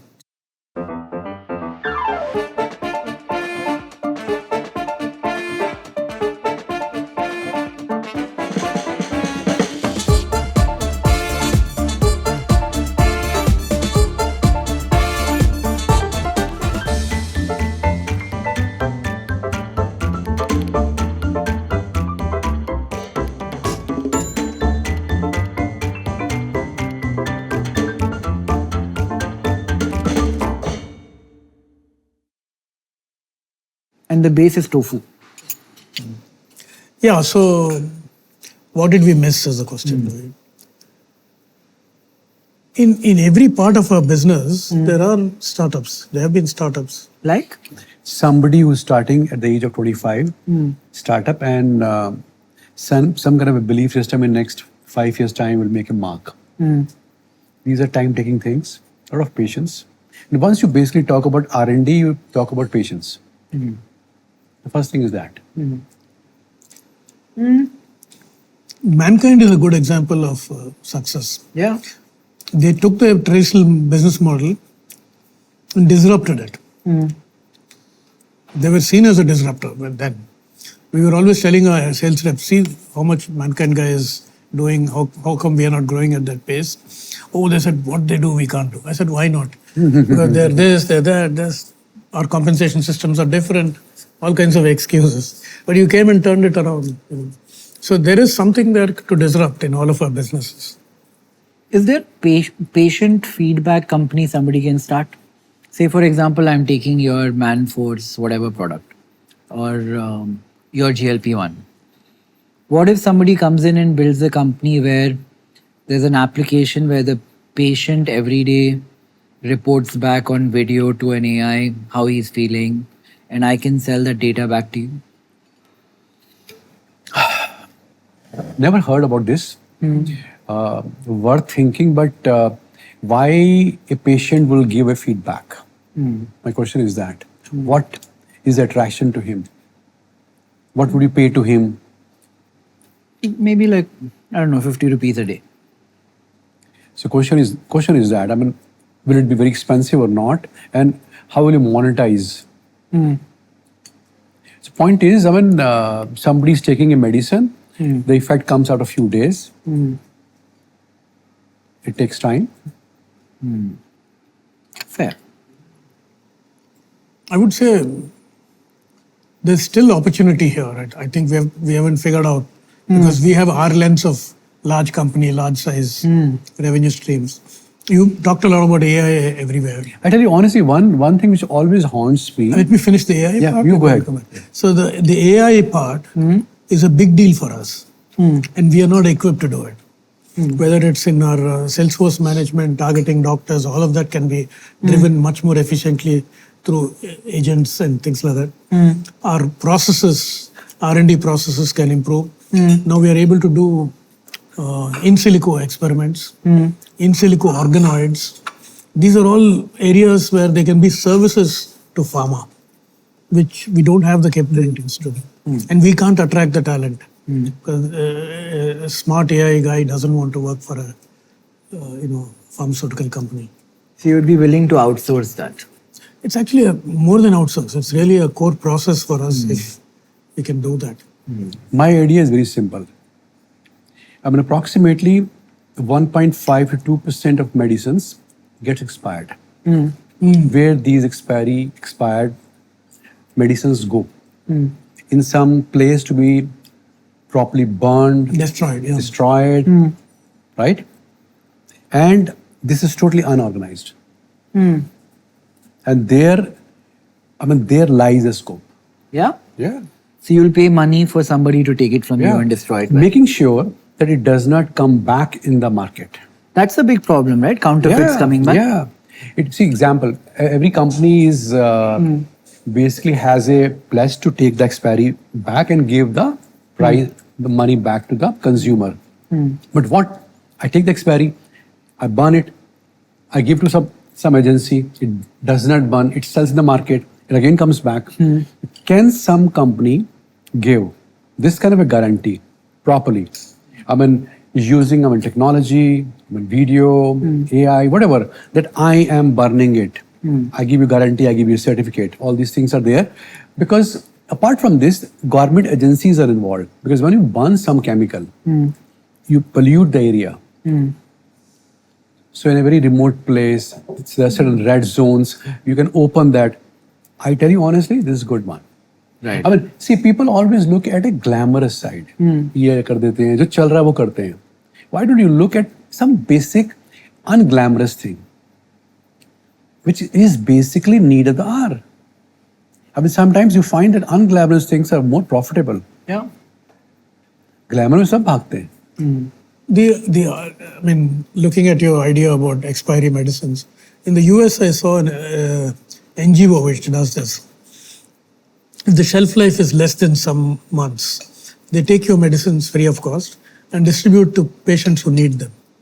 I mean, it's not a business, but it's philanthropy. यहाँ पर करेंगे ना, तो वापस बिक जाएगा. We need to have controls, but in US, this is... What controls? I'm giving it to NGO. NGO is selling back, getting the money, and then using the money somewhere else. Yeah, but I'm just saying this happened No, in but the US. I'm telling you, the idea is not bad. The idea is very good. I mean, 6 months before a product gets expired, it goes out of circulation. What to do?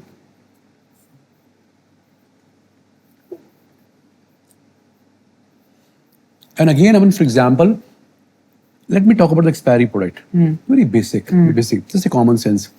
At 100 milligram, when it reaches to 95, it is expired. Right? What if a poor patient takes 95 plus something, a bit more? Efficacy is 90.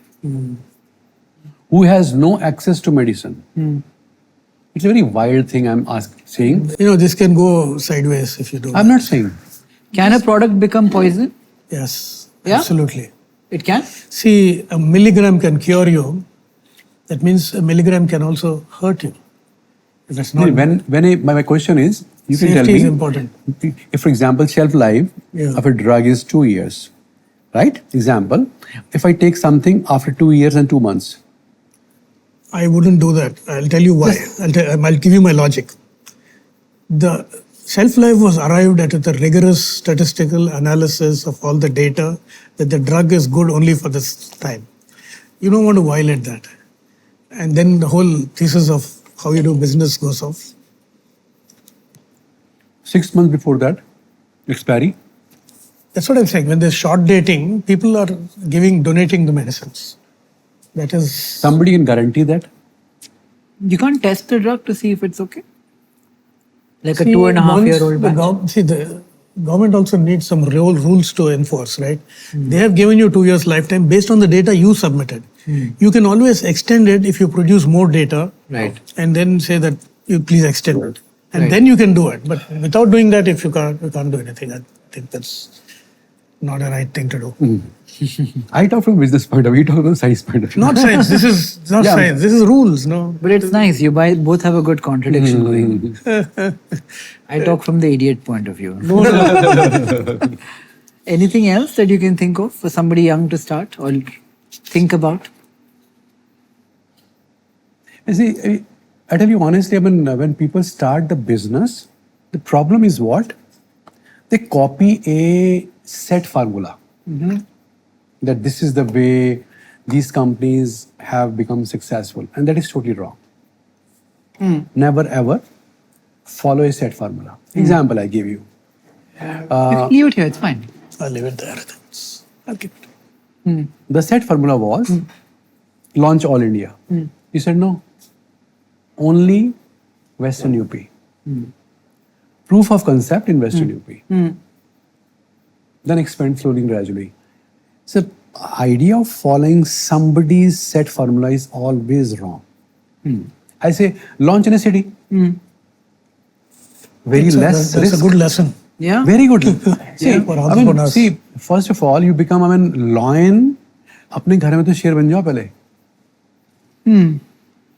That's a good strategy, actually. But we believe always focused approach, 100%. Find a mini market, succeed, and then plan. Always.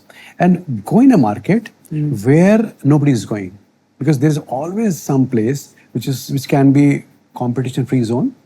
कुछ तो होगा, कहीं तो होगा.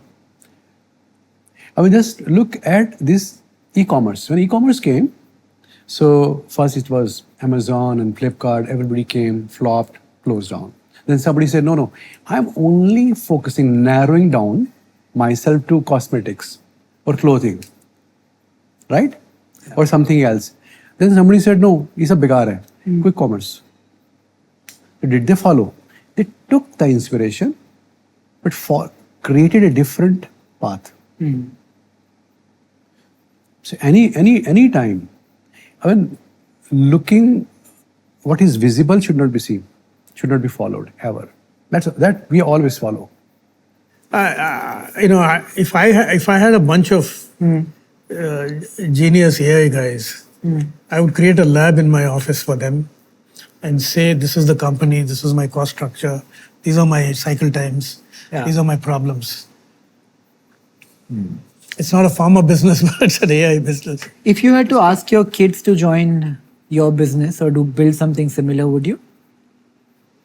I would ask them to learn the business. And the business is of a much larger size, then they will be able to, run until they're in the business for a decade. And I don't think they have that kind of patience. One of my son is in diagnostic business. The second has been put on the R&D side. I know my priorities. If I say that next focus area of ours would be R&D, so I'm putting my bets over there. And diagnostics. Because going forward, I mean, this is going to play a big role. Diagnostics? Home diagnostics. I mean, just we sell Praga News. It's what? It's a kit for just to check your pregnancy. How much we sell? Yeah. 300 crore rupees worth.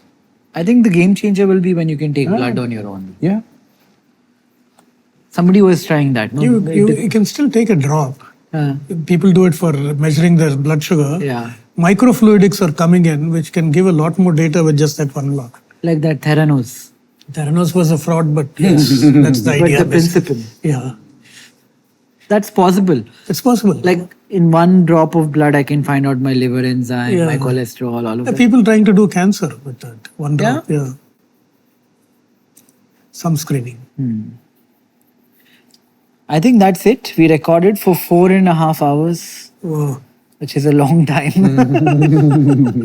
I'm not sure you got something your audience would be interested in. But No, it's interesting. See, the thing is, it's not even that here is the option, you should go do it. Yeah. It's also figuring out what can't be done. Yeah. It's useful. So if you don't think of it as a fast build business, Yeah. this is a great business to be in. Yeah. But you should have a decade to build it. Yeah. A good example is Anthem, 32,000 crores. Yeah. Guy was an employee. Any last words? You guys want to say something to the audience? There's nothing shortcut. I mean, you'll have to be very, very patient if you want to come in this line. And the best way to start your business is first to take some experience in some area where you want to basically focus later on. It's always good, I mean, without risking your money, Right. you're getting the experience. So I'd say that the pharmaceutical business is great business for India. If you take out the IT sector, this is a business which takes products to all over the world. It's sold as branded products in many parts of the world, and I think huge impact. So I'm very proud of what we have done, and I think there's more that we can do. Pharmacy of the world doesn't happen very fast. If you're called, of course, it's albeit generic pharmacy of the world, but it's a good foundation to build on. I think the next frontier is finding new drugs. I feel, next 10 years would be very interesting. Yeah. Extremely interesting for Indian pharma industry. Because once you know that, if you basically are cognizant to the future challenges, you take proactive actions. Super. Thank you so much for doing this. I hope you Thanks. didn't get too bored. No, no. Thank you very much. Thank you. Thanks all. You got Thank us you very in, much. middle of May. This was a different kind of a dinner podcast. Yeah. It's Thanks. very college-like. हाँ, गप्पे मारो और बातें करो. Yeah. When we were researching you, we learned that you like taking photographs of birds. Yes, I We would have never expected it. What is the story? It's from my childhood, I was always interested in nature. It's not photography is my interest, nature is my interest. So, one of my friends who lives down the road was a businessman and a very good ornithologist. So he introduced me to birds, and that's how I started birding. Then it became a passion. And I published some books, and I also go on trips for birding. What's your idea of a fun weekend? Saturday, Sunday, what would you do?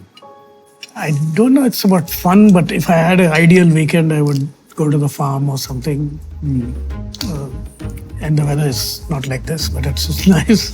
And I shoot some pictures. I visit my parents, my mother. My father has passed away.